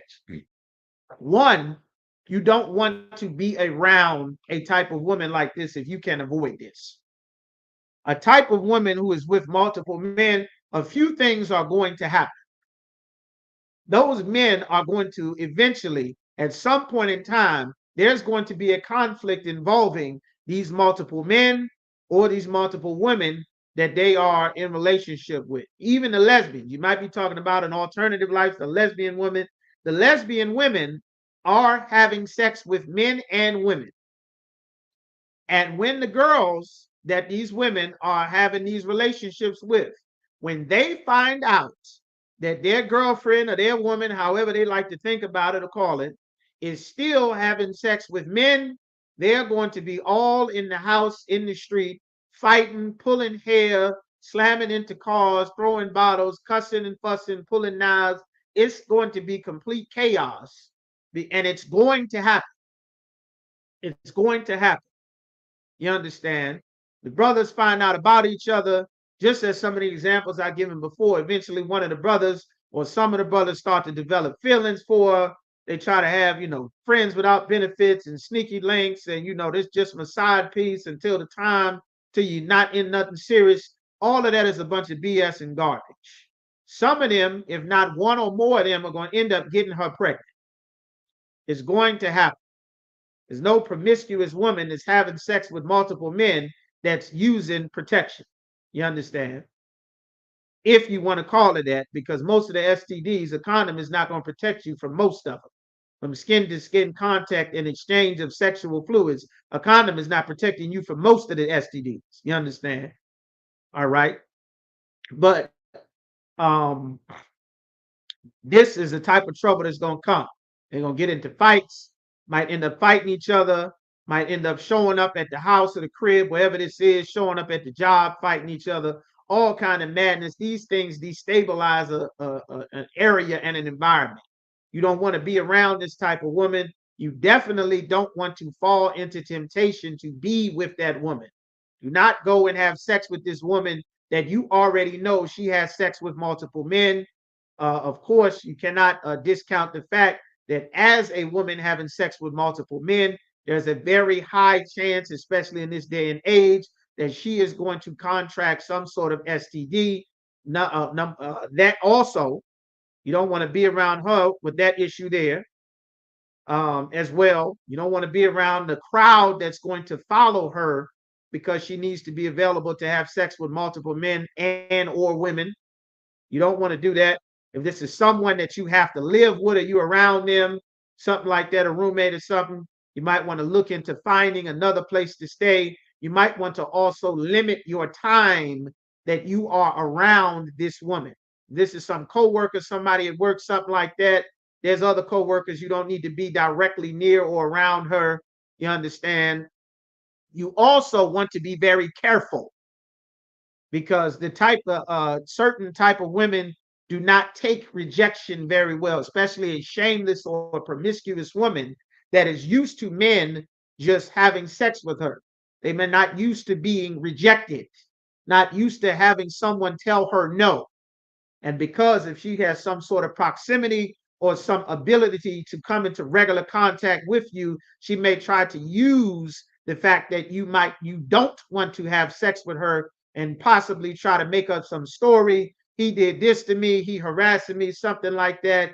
Young sisters would do that. You understand, a very petty, childish thing. There's all kind of evil spirits that come from this type of woman. So you want to also be very careful. I myself would try to limit all manner of with her altogether if this is not a regular interaction that I have to have because of the slavery, some living situation, something like that.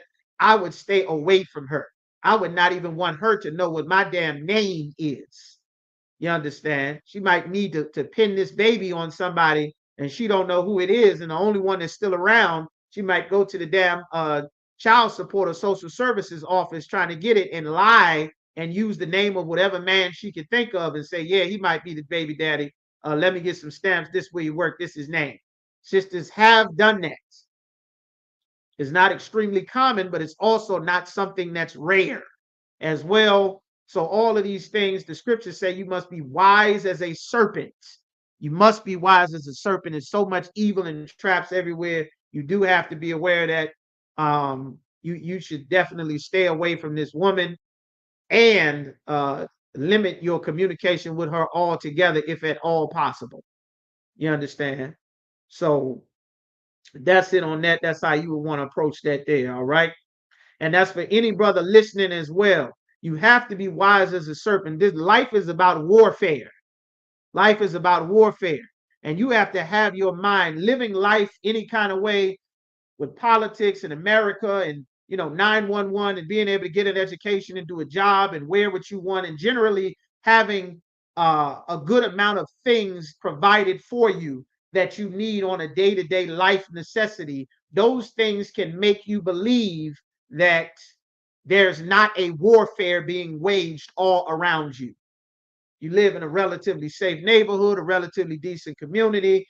It can lead our people to believe you make a certain amount of money, you're good, you're on your feet, you're able to have and do whatever you want generally without any sort of hindrance, not a lot of difficulty. Some people have more struggle than others.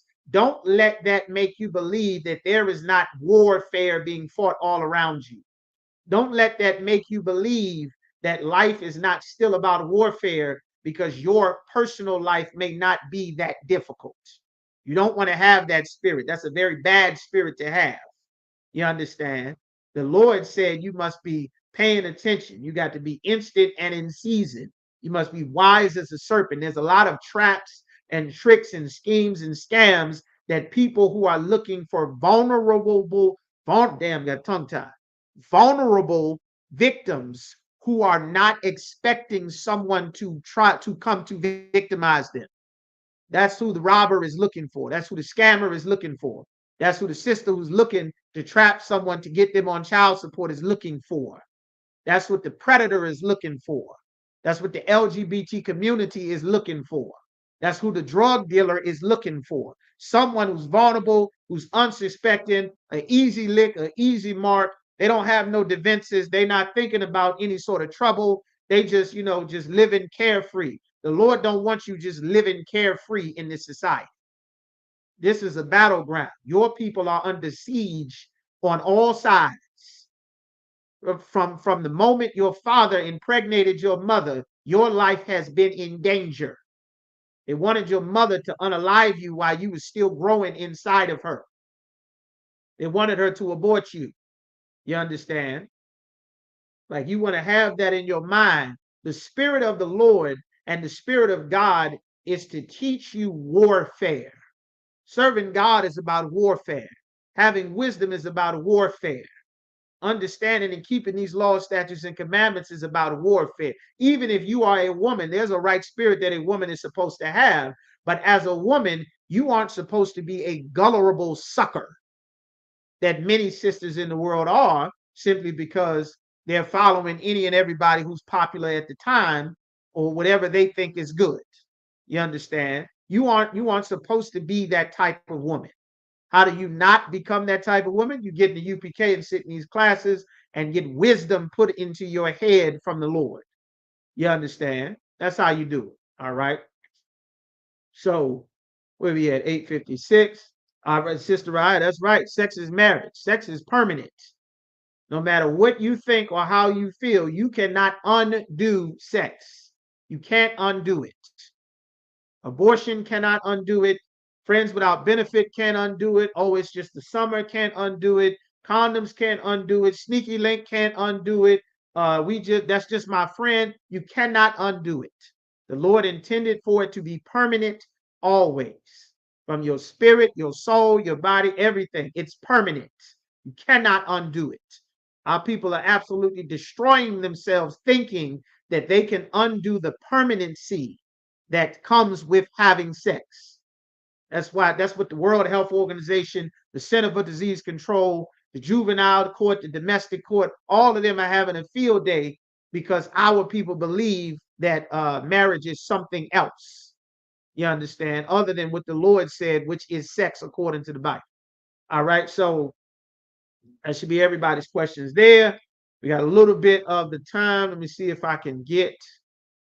Should I even attempt to get to any of that? We at 8:58. Wouldn't make no sense to start nothing new.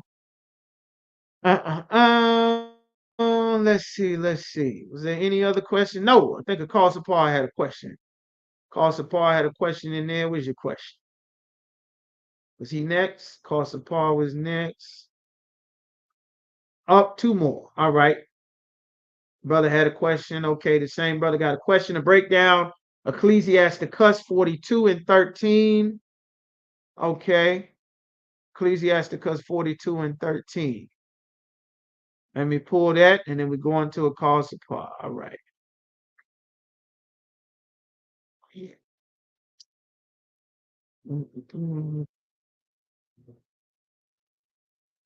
42. Ecclesiasticus chapter 42. And verse 13. Scripture breakdown, Ecclesiasticus 42 and 13. All right. Oh, yeah. This is rough here. I'm trying to get it to the advance. I got the 1911, the standard King James. Okay, that's what I want. Of the law of the Most High, this covenant and judgment, just breaking into apartments. Okay, there we go. 42 and damn, Salaki lost my place. Got all these windows. Let me close some of these windows. Ashereth, I'm done with this. I'm done with that. Okay, 42 and 13, Salaki. Ecclesiasticus 42 and 13. Here we go. It says, oh boy, this is heavy here. Y'all coming with them. 14. That's my scriptures, man. Damn. I'm gonna have to mess around. I might have to do a couple of scriptures. Damn, brother. You done struck a match there. All right. These are some heavy scriptures. All right. So Ecclesiasticus 42. I'm gonna start at verse 11. Because all of these are tying together, and I'm gonna go down to about verse 14, and I'm gonna hit your question there because it's in the middle of these statements there. It says, keep a sure watch over a shameless daughter. Meaning you got to watch over a shameless daughter. You have to watch over her. It's saying, let me pull this up here so y'all can follow along. Salakia. Percent. Y'all bear with me just a moment. Get all questions. Ain't nothing wrong with that. All right. It says, keep a sure watch over a shameless daughter. What is a shameless daughter? Meaning if you are raising a daughter and you can tell, let me see, is I'm up here in my live? Y'all see me on Instagram? Is it up? I see my camera, but I don't see in your live video. No, okay, I'm up there, but it ain't showing me nothing. All right, I guess I'm up there. All right. So when you are raising your daughters, you have to watch a shameless daughter. You got to be watching for her to see what she's doing. You understand? Some daughters that you have, every child got a different spirit, but you got to watch and guard the spirit to see who this person is. Just because you're born, that doesn't mean you're a brand new person. Your life starts over, but your spirit isn't brand new. Reincarnation is in the Bible. You die, you come back many, many times over. Our spirits come back again. So you don't know who this is, whose spirit this is that's being born. You don't know what type of person this is. You have to watch and correct to shape what type of daughter this is supposed to be.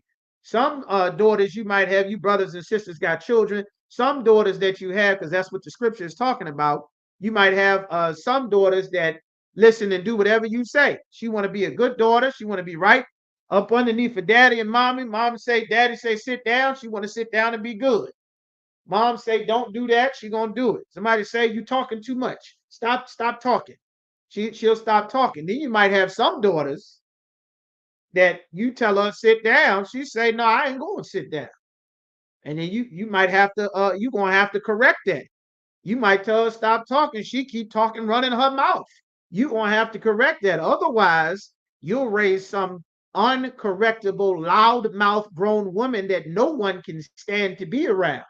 That won't be able to be a wise woman to build up a house of her man, because won't no man be able to stand to be around her with that damn mouth. You can teach that mouth how to be disciplined as a young age. But if you just, you listen to mama, she just young, she just 3, she just 4, she just 5. You understand? That's just an example. The scripture says, keep watch over a shameless daughter. Now, this specific is a shameless daughter. Some little girls or young daughters at whatever age or whatever it is, you got to watch and examine all your children to see what they're doing. What are they saying? What's coming out of their mouth? Some daughters you might have, they might hear something inappropriate that might be playing on a movie or a TV show, and they'll be like, "Oh, that's not for kids. We're not supposed to do that. We're not supposed to see that.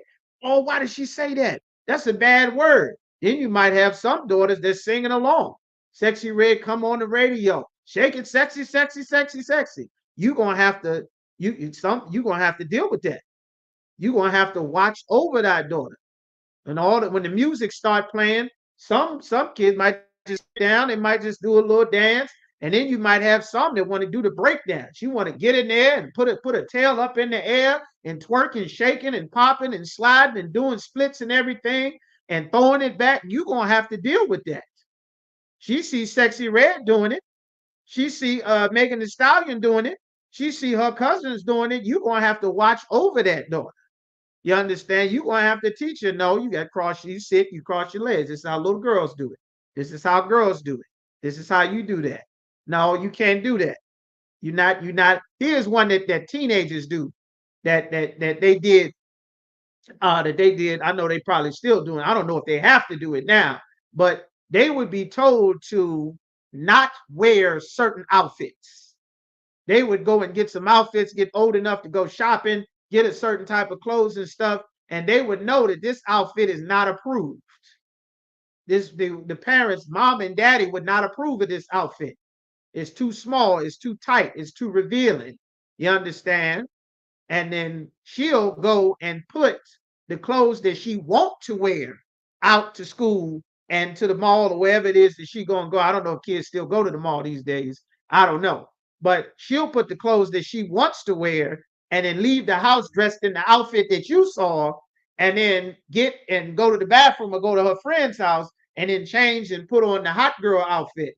You understand? So she can be, young Miami and go to school and get all the attention and everything. You're going to have to keep watch over a shameless daughter.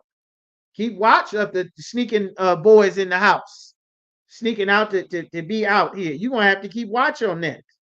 You understand? She always in somebody's face. Some daughters are like, "Hey, how you doing?" And then you might have another daughter just all up in the nigga face. "Hey, what you going?" Touching his braids, touching his hair. "Well, I like your hair," touching his muscles, everything. Okay, where you stay? You might have. They used to call it fast. I don't know if they call it fast anymore. What they calling it now? Y'all in here, y'all probably old as hell too. I don't know what they calling it now. They call it a hot girl or a city girl. She see what she wanted, she go after it. You understand? Well, listen, you're gonna have to teach your daughter she can't go after everything she wants. Some of the stuff she want ain't good for her. Some of the stuff she want is trouble for her. You tell her she can't go to the party, she try to sneak out or get mommy to say she can go.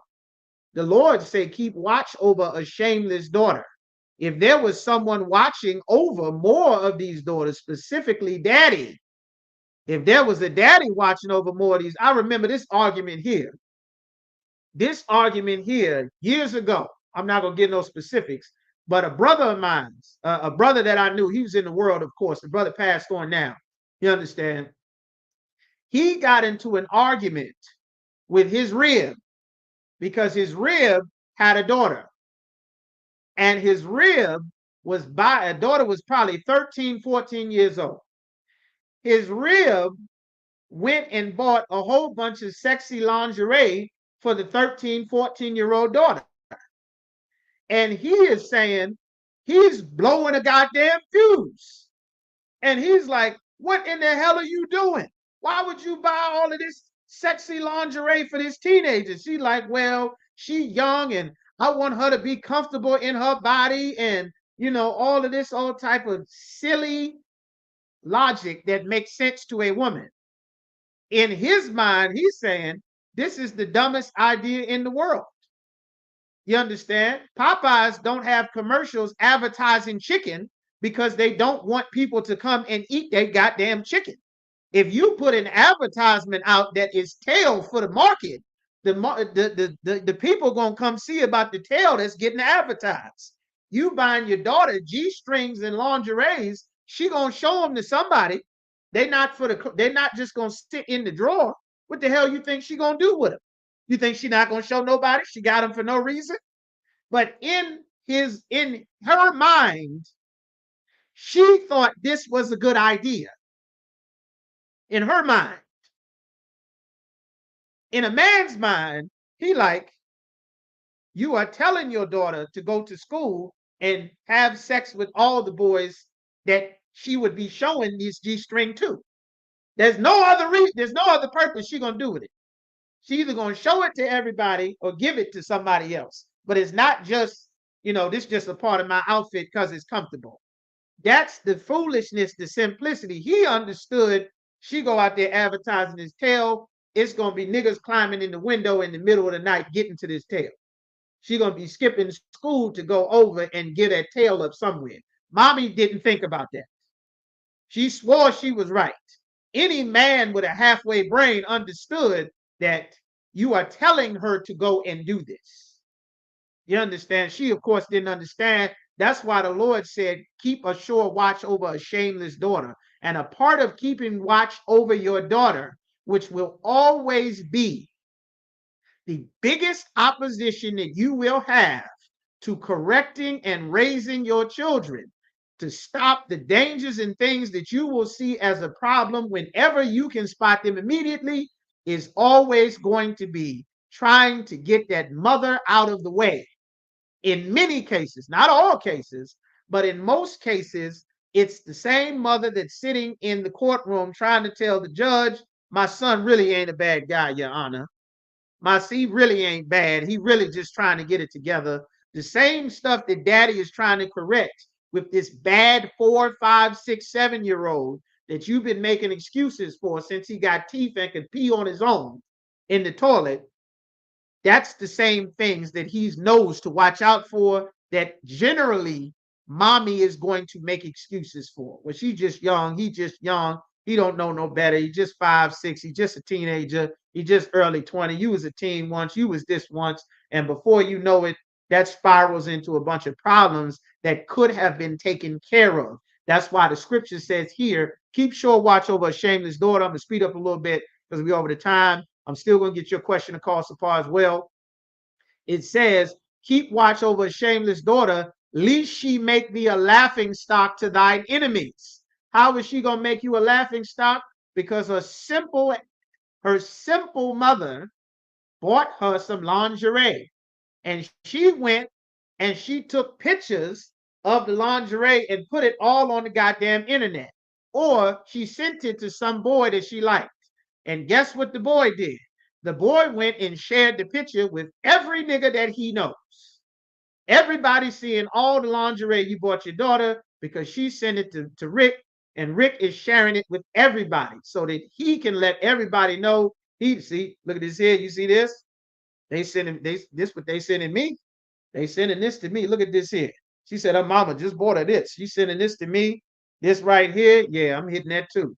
The other one, you mean the dark one? Hell, man, listen, look what she sent me right here. Look at this.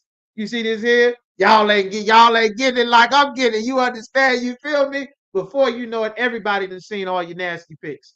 All your pics you done sent to somebody, and you in the world, y'all not gonna stay together.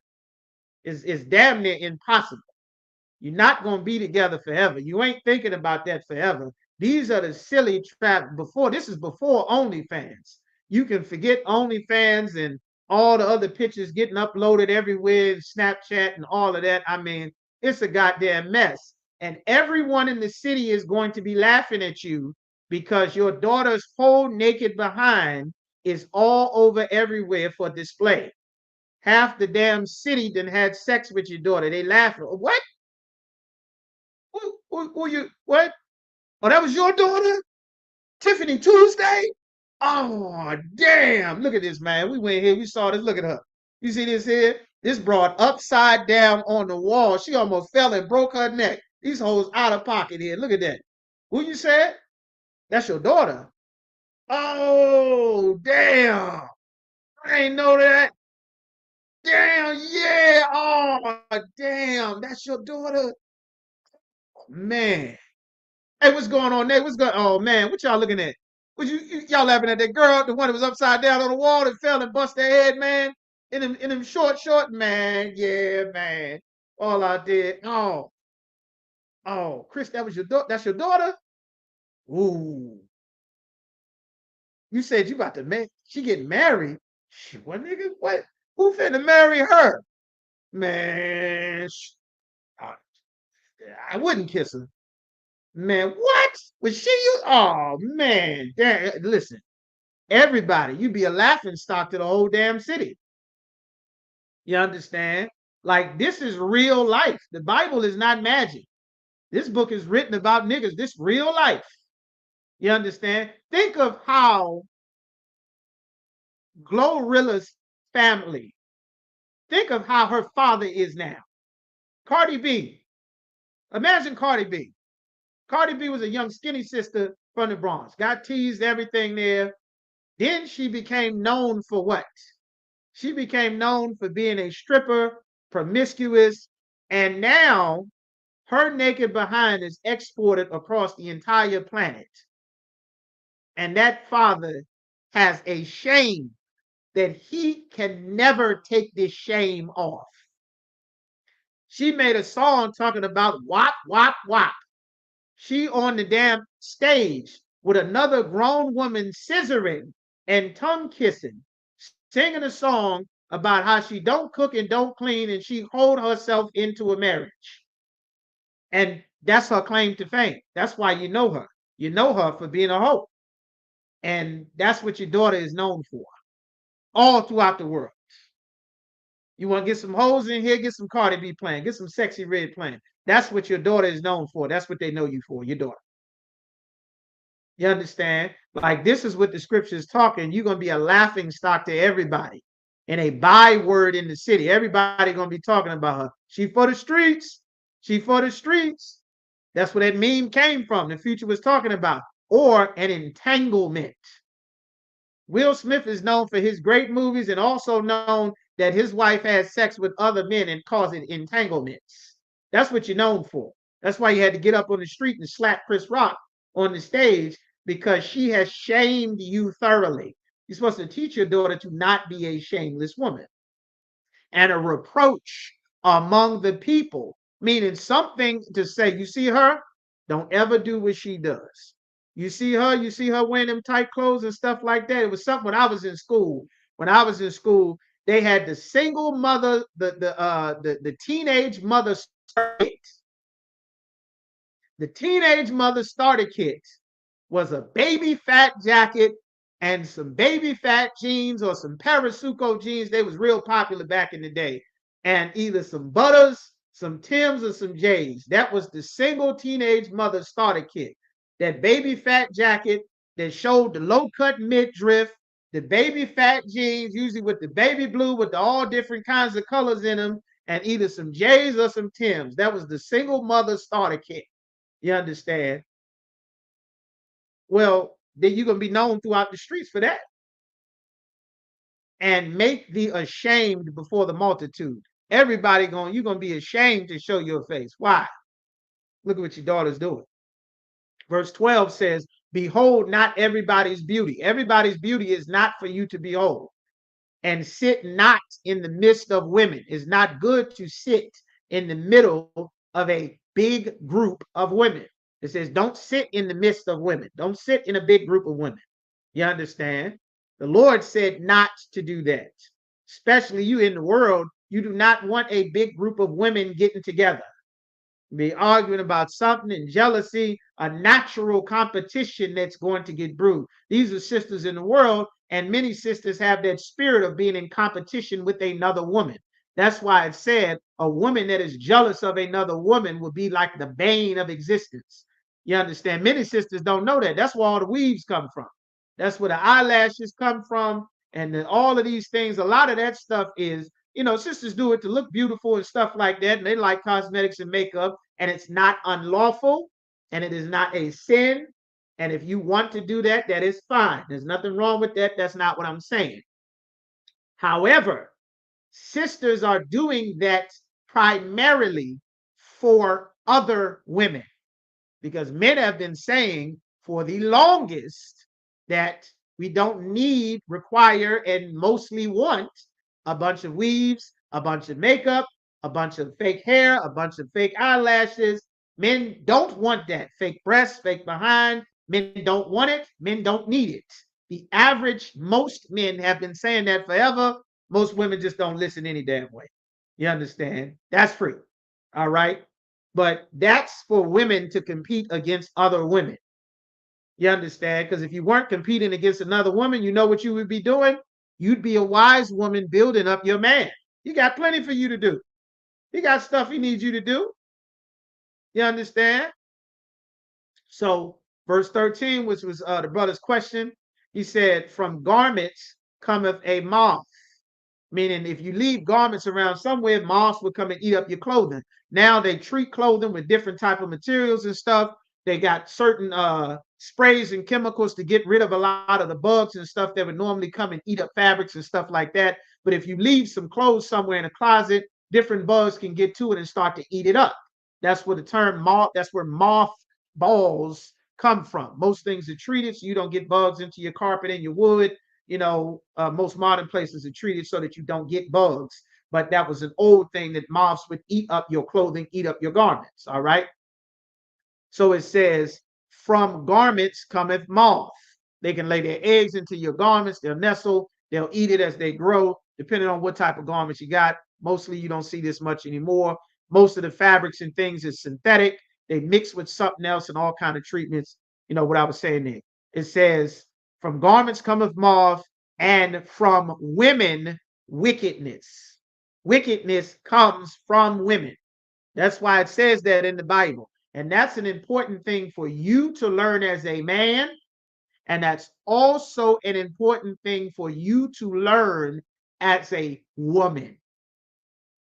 Because there's a lot of things that a lot of the Bible is correcting the things that we would naturally do as a people, that we don't realize the detrimental effects. You understand? It says, from wickedness cometh woman. I'll give an example. Aborting your baby is a very evil thing.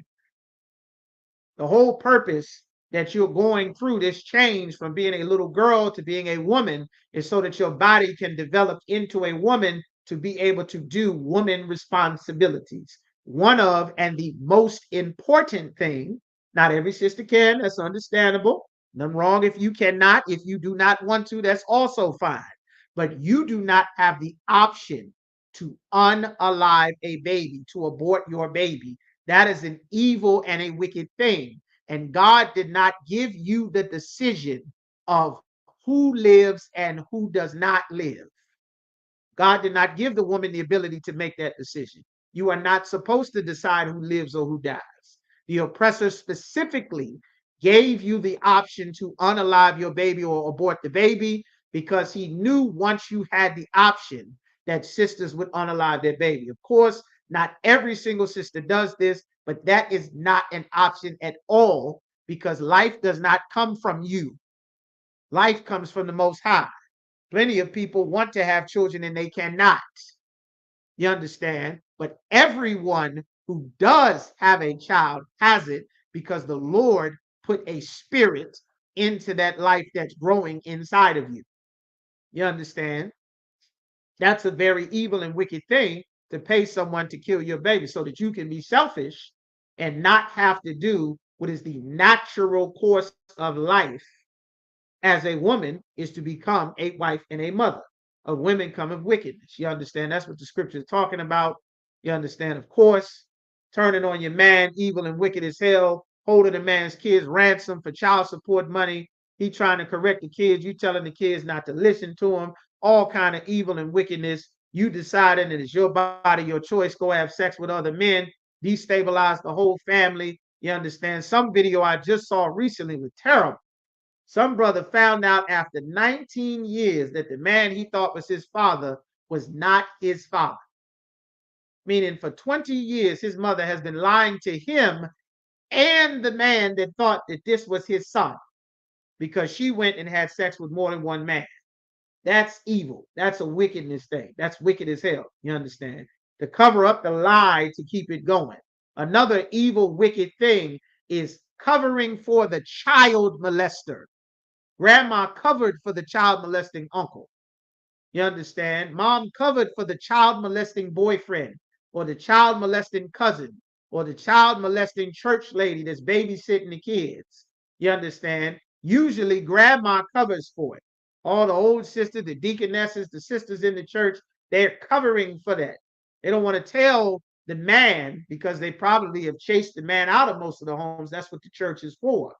Or the authority figure that would be over, you understand, that family, they've pushed to have a woman be in charge of the family. You understand?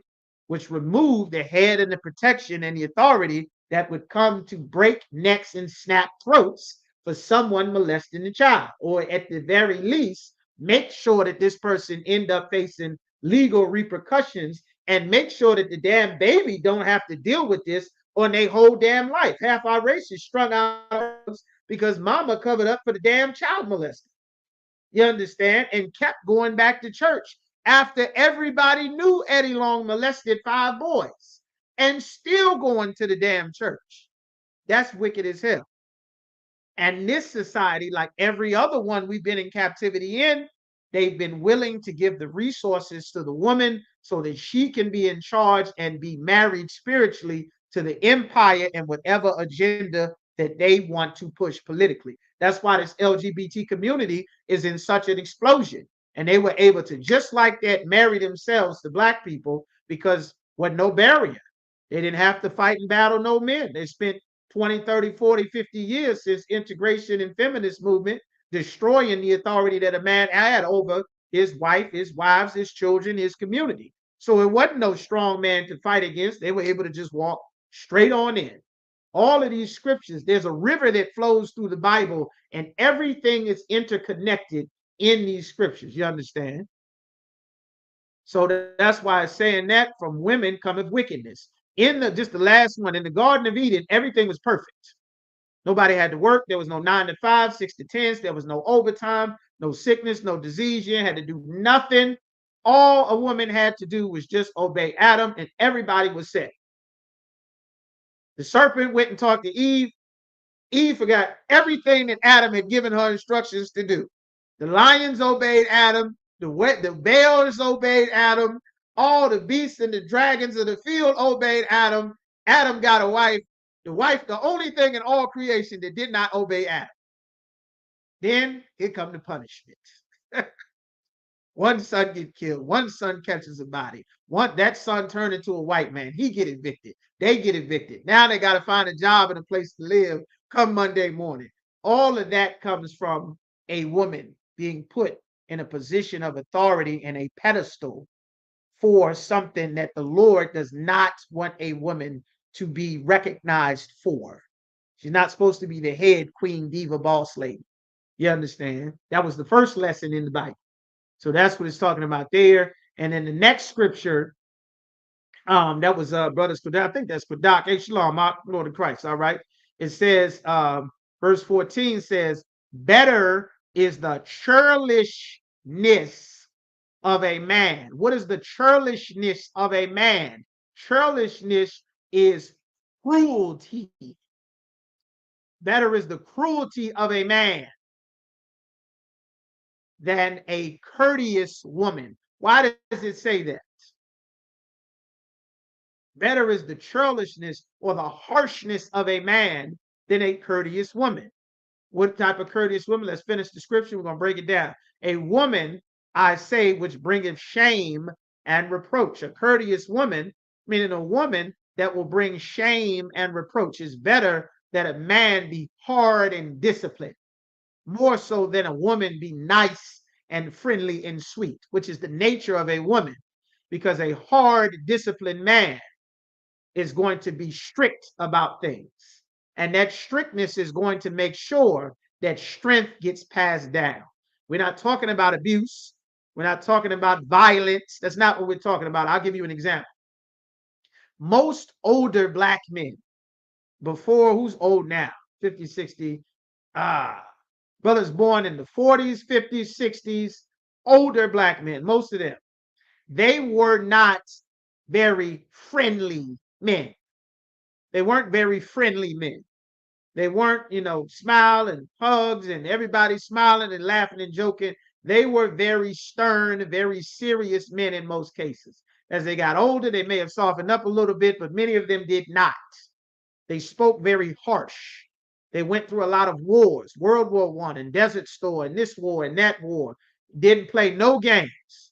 What you doing wearing that, girl? Are you dressing like that?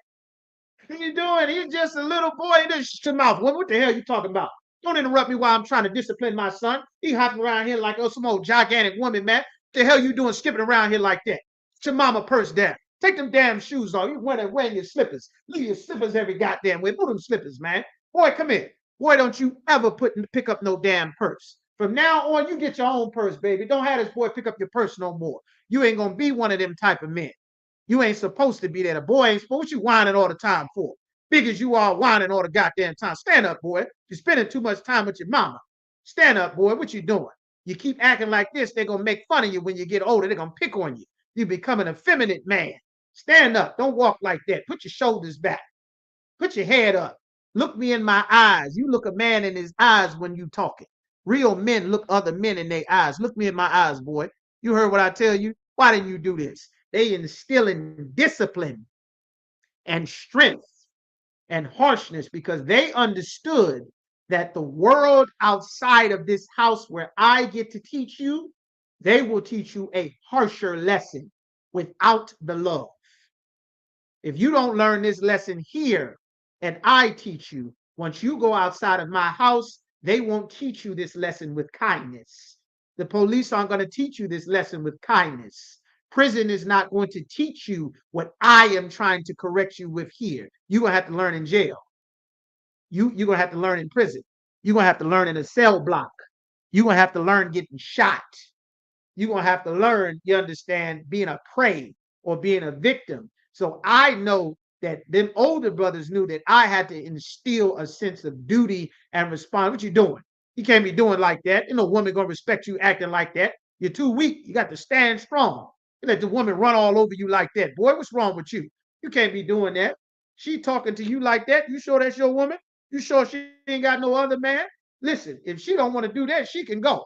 Listen, if y'all don't want me here, nobody gonna do what I say. I ain't gonna keep yelling and raising my voice. Y'all don't want me here. Y'all ain't gonna listen to me. Well, goddamn it, where's my hat? I get the hell out of here. The hell with you and them kids. Damn all of y'all. I'll make another family somewhere else. But I ain't gonna be in this house and nobody gonna not do what the hell I say. You call the police? Y'all want me out? Damn you, damn this house, damn everybody. I'm gone. You'll never see me again.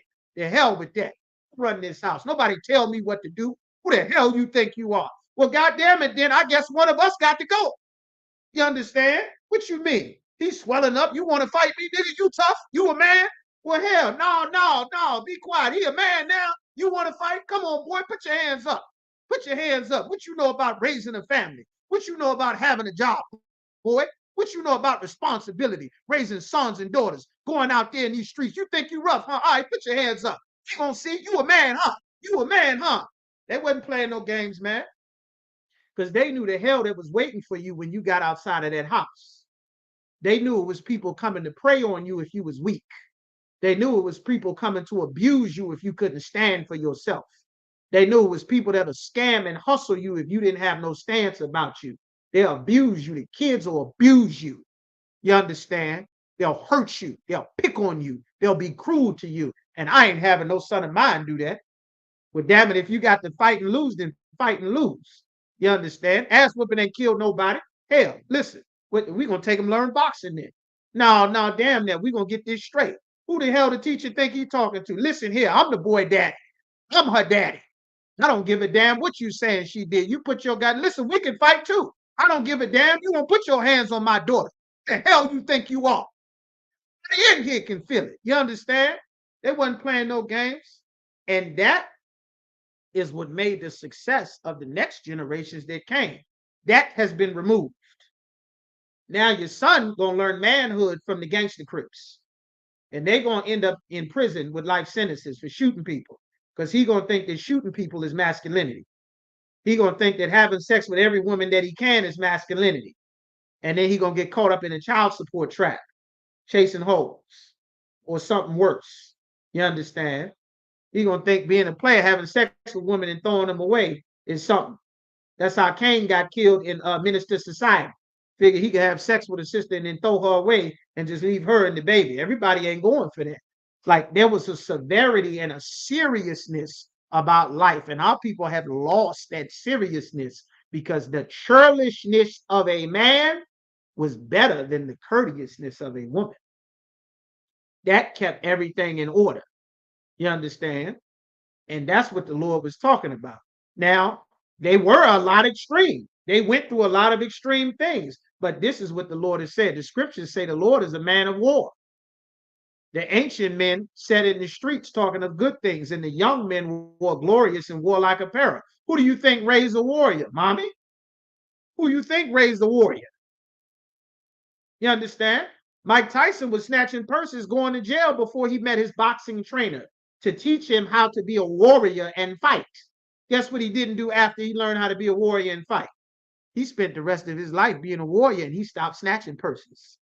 That's why a wise woman built her house up. She built up a man. That's what's going to protect your sons and your daughters, the city and community, all of that stuff. But that's what the scripture was saying there. I got one more question I'm going to get to there. All right. That's it on that breakdown there for you. All right. Let me get to that last question there. You understand? All right, what we get? A call support. I had a question. Damn, Wiz. Proverbs 5:15 through 18. All right, let's get this real quick and we're going to wrap that up. Proverbs 5:15 through 18.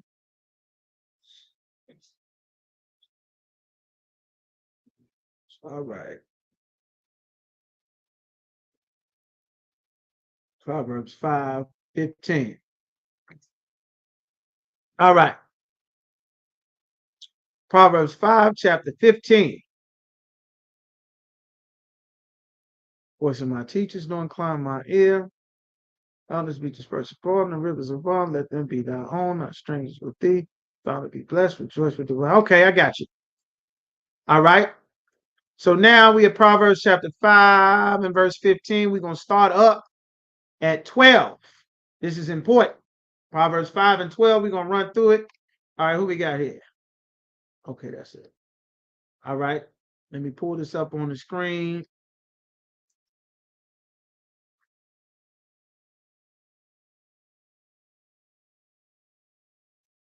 Proverbs 5 and 8. We're going to start at verse 12, and I'm going to go down to 18, and we're going to end at there. Proverbs chapter 5 and verse 12. This is a book of wisdom. Proverbs, it says, going to wisdom. It's talking about a man, a brother that was making poor decisions. This is an example. If you go to 10, it's damn. Oh, this is so good here, man. I wish I had got to this earlier. All right, all right. The point about this is to not have interracial marriage. I'm going to skip around. I'm going to read a lot of it. I'm going to skip around too, but I'm going to go through it quick because we're coming up on a long class there. All right. Y'all stick in there. Y'all just give me ones. All right. Let me know y'all still with me. I'm going to get through this kind of quick. Then we're going to hit the announcements. I'm going to get y'all out of here. All right. It says, Proverbs chapter 1 and verse 5 and verse 1 says, my son, attend to my wisdom and bow thine ear to my understanding. Listen to my wisdom. I know you think you know everything now, but listen to me, boy. Listen to me. Hear what I'm saying. That thou mayest regard discretion and that thy lips may keep knowledge. I want to put some knowledge in your head so that when you speak, you'll speak with wisdom, not the silly thing that everybody else is saying that, it's a bunch of foolishness. Listen to me, son. For the lips of a strange woman, a heathen woman, drop as honeycomb. She sounds so nice and so sweet. Listening to Becky, listen to Sue Young and Mei Ling, you understand, and Wambutu, you understand, and listening to them, she sounds so nice and so sweet. She don't sound rough and hard like how most sisters is talking to you. You understand? Most sisters don't even say good morning. Look you dead in your face, won't open their mouth. That's why when emergency and tragedies come, most sisters end up being on their own because they're so damn evil and so damn rude all the time. You understand? Many sisters are like that. They've forgotten the purpose that the Lord made them a woman is to make people's day better. But they in such hell and captivity in the world, they usually having such a terrible day trying to chase all of their dreams and fulfill whatever they want, trying to find happiness, when chasing happiness is not how you get happiness. That's a lie that they sell to women. You chasing happiness don't make you happy. You understand? It make you poor. It make you sad. You understand? Life ain't about being happy. The scriptures say, she that liveth in pleasure is dead while she yet liveth. Your life is not supposed to be about pleasure and what pleases you. That's a trap. It says, a strange woman's lips drop as honeycomb, and her mouth is smoother than oil. She talks so nice and sweet. That's what O.J. Simpson thought. That's what Tiger Woods thought. Sugar Shane Mosley thought it. Young Jeezy thought that. Oh, it's so sweet. I'm going to get with this Asian woman. Life is going to be wonderful. I ain't going to have to argue and battle with her like no black woman, like no Latina sister. She going to listen to me and be nice and docile and submissive, just like that's what you think she's going to be. But her end is bitter as wormwood. Kanye West thought he got the new Marilyn Monroe. Then he lost custody of his 4 kids that he made with her, and she having sex with some man that get a tattoo of his kids on his chest. Crazy out of his mind. Pete Davidson, your woman that you done put on a pedestal and worship, this strange woman, she you understand, you couldn't get no black Latina sis. You had to go get you a Kardashian, the new Marilyn Monroe. And now look at you. You done destroyed yourself. He went with that Amber Rose with that bald head, and whatever she did to him, she sucked all the nigga out of Kanye West. All of it was gone by the time she was done with it.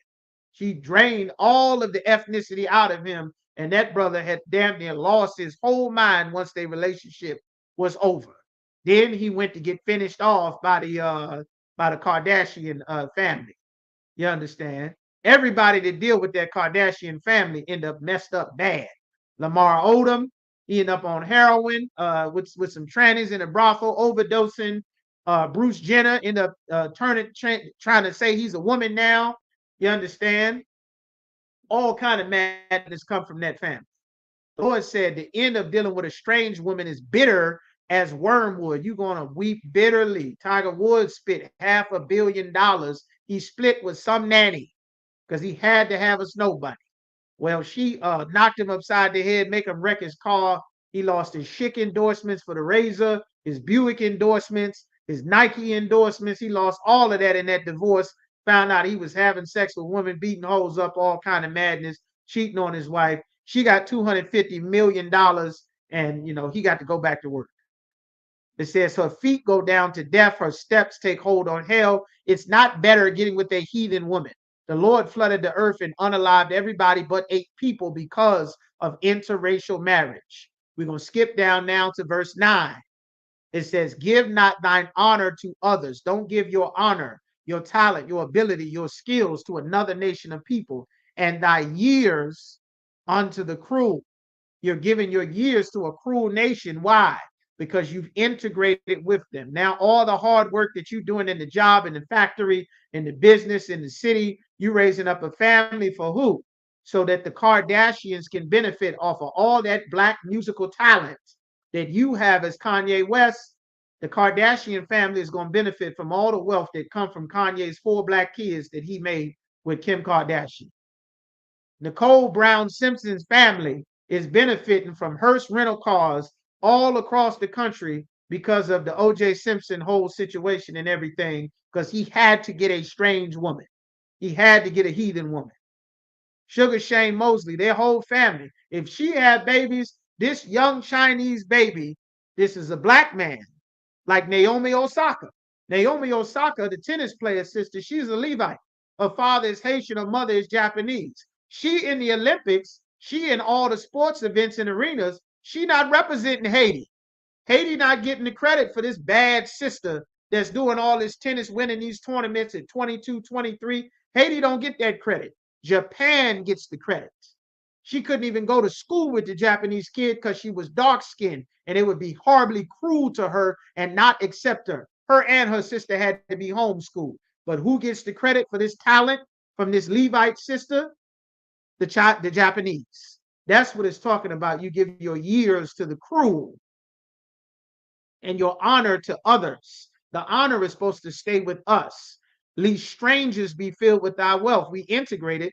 Who has our wealth now in the black community?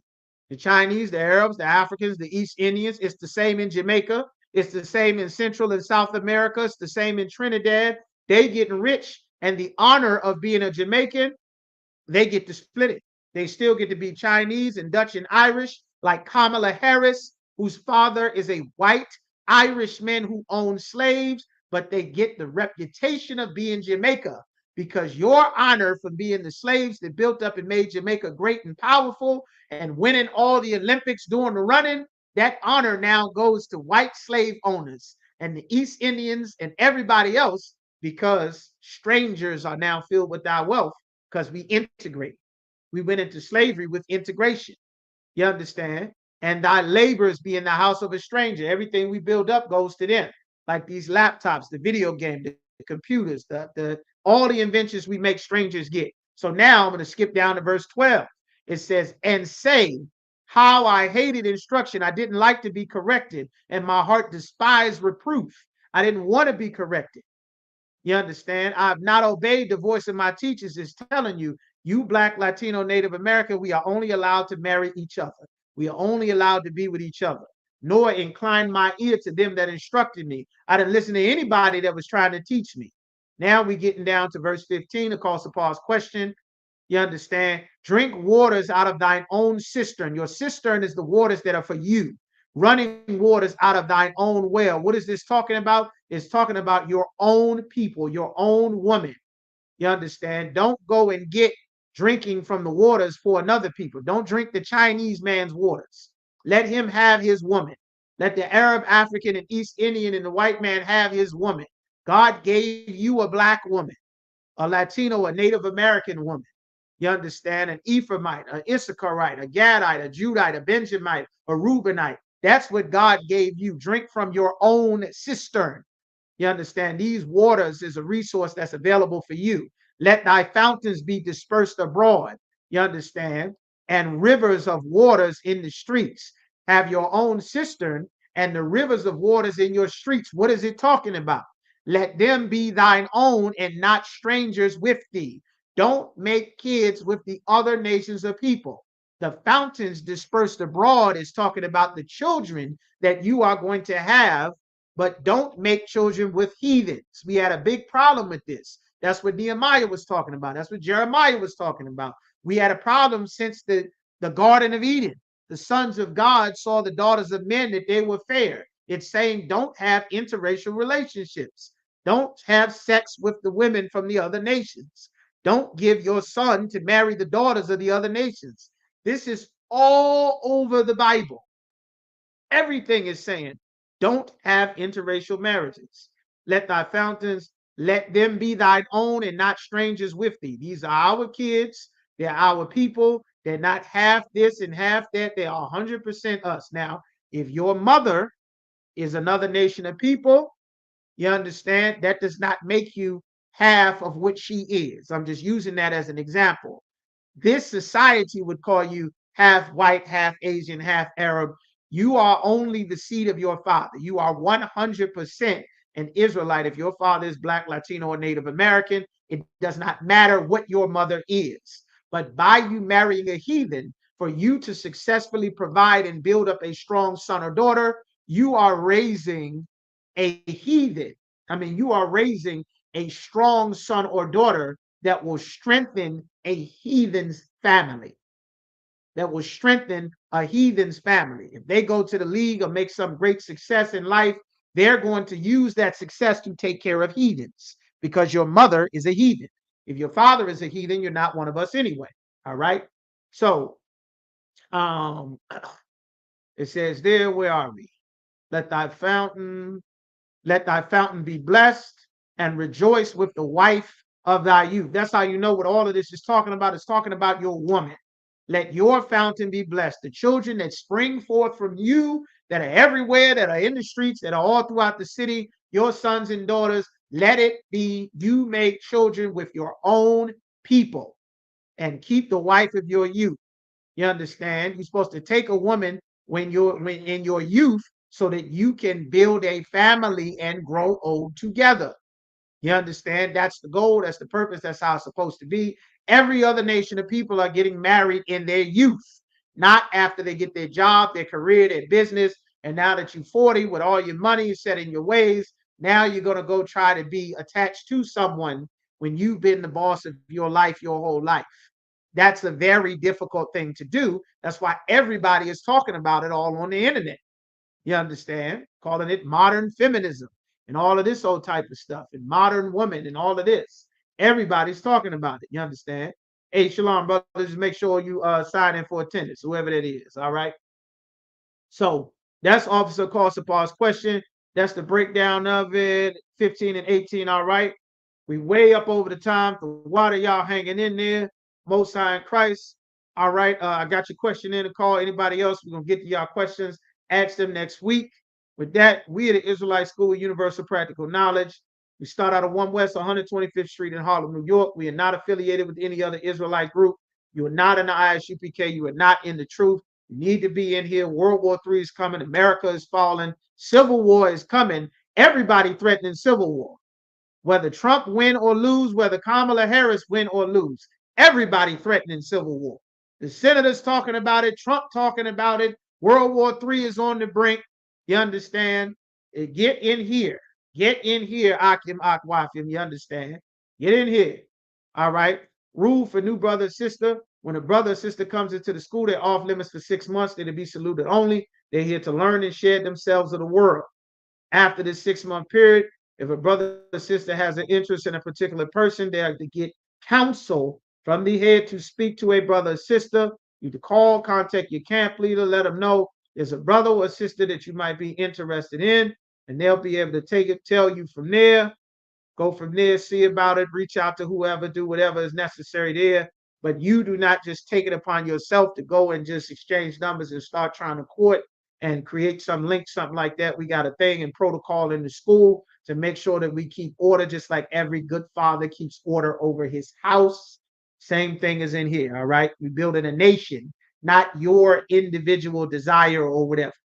You understand? After that 6-month period of being approved to court each other, there's an additional 6-month period, and the brother and sister will get permission from the head to marry. Tithes, which is a commandment in the Bible. Numbers, you understand, it's in the Numbers. All right. It's also in the book of Malachi. I think it's chapter 3, verse 8. You understand? 10% of every penny of the increase the Lord gives you, give to the school. Go to isupk.com, put your amount, put it right on there to email you a receipt right to your email there. All right. 90% of what you get belongs to you, 10% belongs to the Lord. The Lord's portion can only be given to the Lord by you giving it to the ISUPK, because Commander General Yohana is the only man the Lord put in charge over all Blacks, Hispanics, and Native Americans on planet Earth, while Christ sits on the throne in heaven. All right. Upcoming high holy days. The high holy days will be coming up. You'll be notified by the correspondence of high holy day department, whatever city or zone that you are in. And lastly, if any brother wants to become a troop in the school, they're to be in all black boots, shirt, pants, headband, war scarf. Contact the ISUPK school in whatever city or state that you are in. Let them know you want to be a trooper in the school. They'll tell you exactly what to do from there. All of our numbers and information are publicly listed all over the internet. All of our social medias at the end of most of our videos and speakings. Anywhere you look, you can find the ISUPK wherever is closest to you. All right.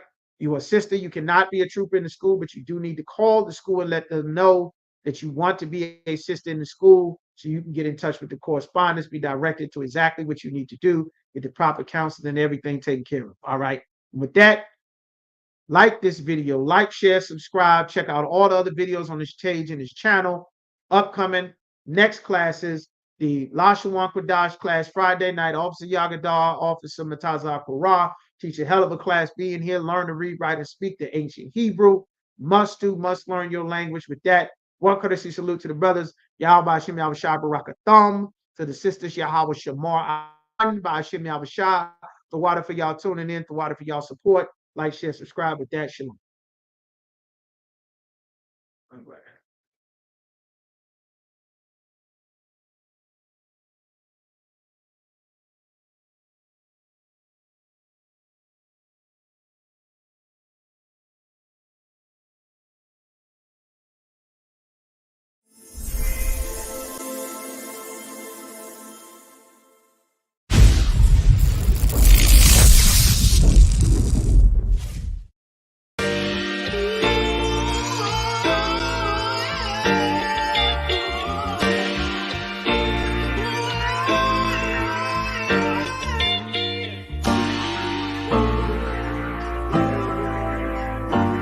Talk to me.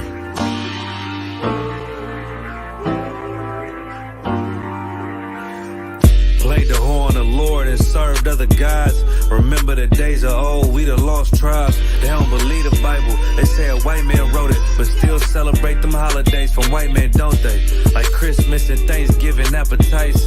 I don't even see my closest family half the time. Going out ain't an option, I won't compromise. I got integrity and more heart than Valentine. Kyrie tweeted a book they sell on Amazon, owned by the same folks that told them to apologize. Remember slaves couldn't read, wasn't allowed. So it's meaning when I tell you I'm black and I'm proud. Murdered us with the sword, that's how we learned religion.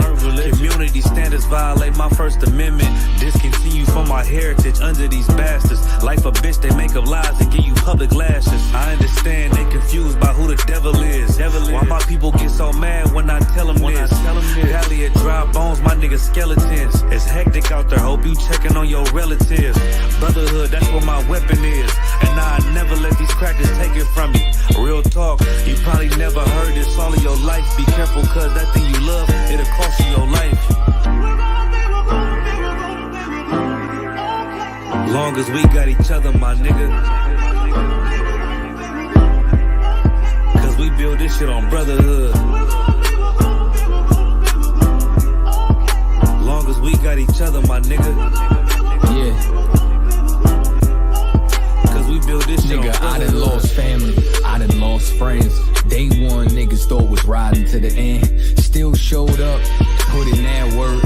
Hide behind a smile while I'm walking with this hearse. Some nights I felt alone, most nights I felt cold. Some nights I drove around, I ain't wanna go home. Nigga, I ain't never been, nah, I ain't never fold. Follow orders like a soldier doing what I'm told. Even when the council wasn't making any sense, I ain't never doubted, I just put it to the test. Days I was fucked up and down to my last cent. Reaching in my pockets, only coming up with lint. I'm talking even on the days that I couldn't pay my rent. I put it down for my brothers, ain't spared no expense. If I ever got bent, caused an offense, please forgive your brother, Lord, that ain't what I meant. See that brotherhood a weapon, fight against deception. When something taken from you, then it's just a blessing. Shorty really loved me, gave me everything she got. And I'm sorry, baby girl, if I ever broke your heart. Man, mistakes that I made, don't know if they'll fade. Moving with a heavy heart, living with the pain. Take away the shame, wash away the stain. Praying to the Lord for the days that I was Cain. Sheesh. Long as we got each other, my nigga. Cause we build this shit on brotherhood.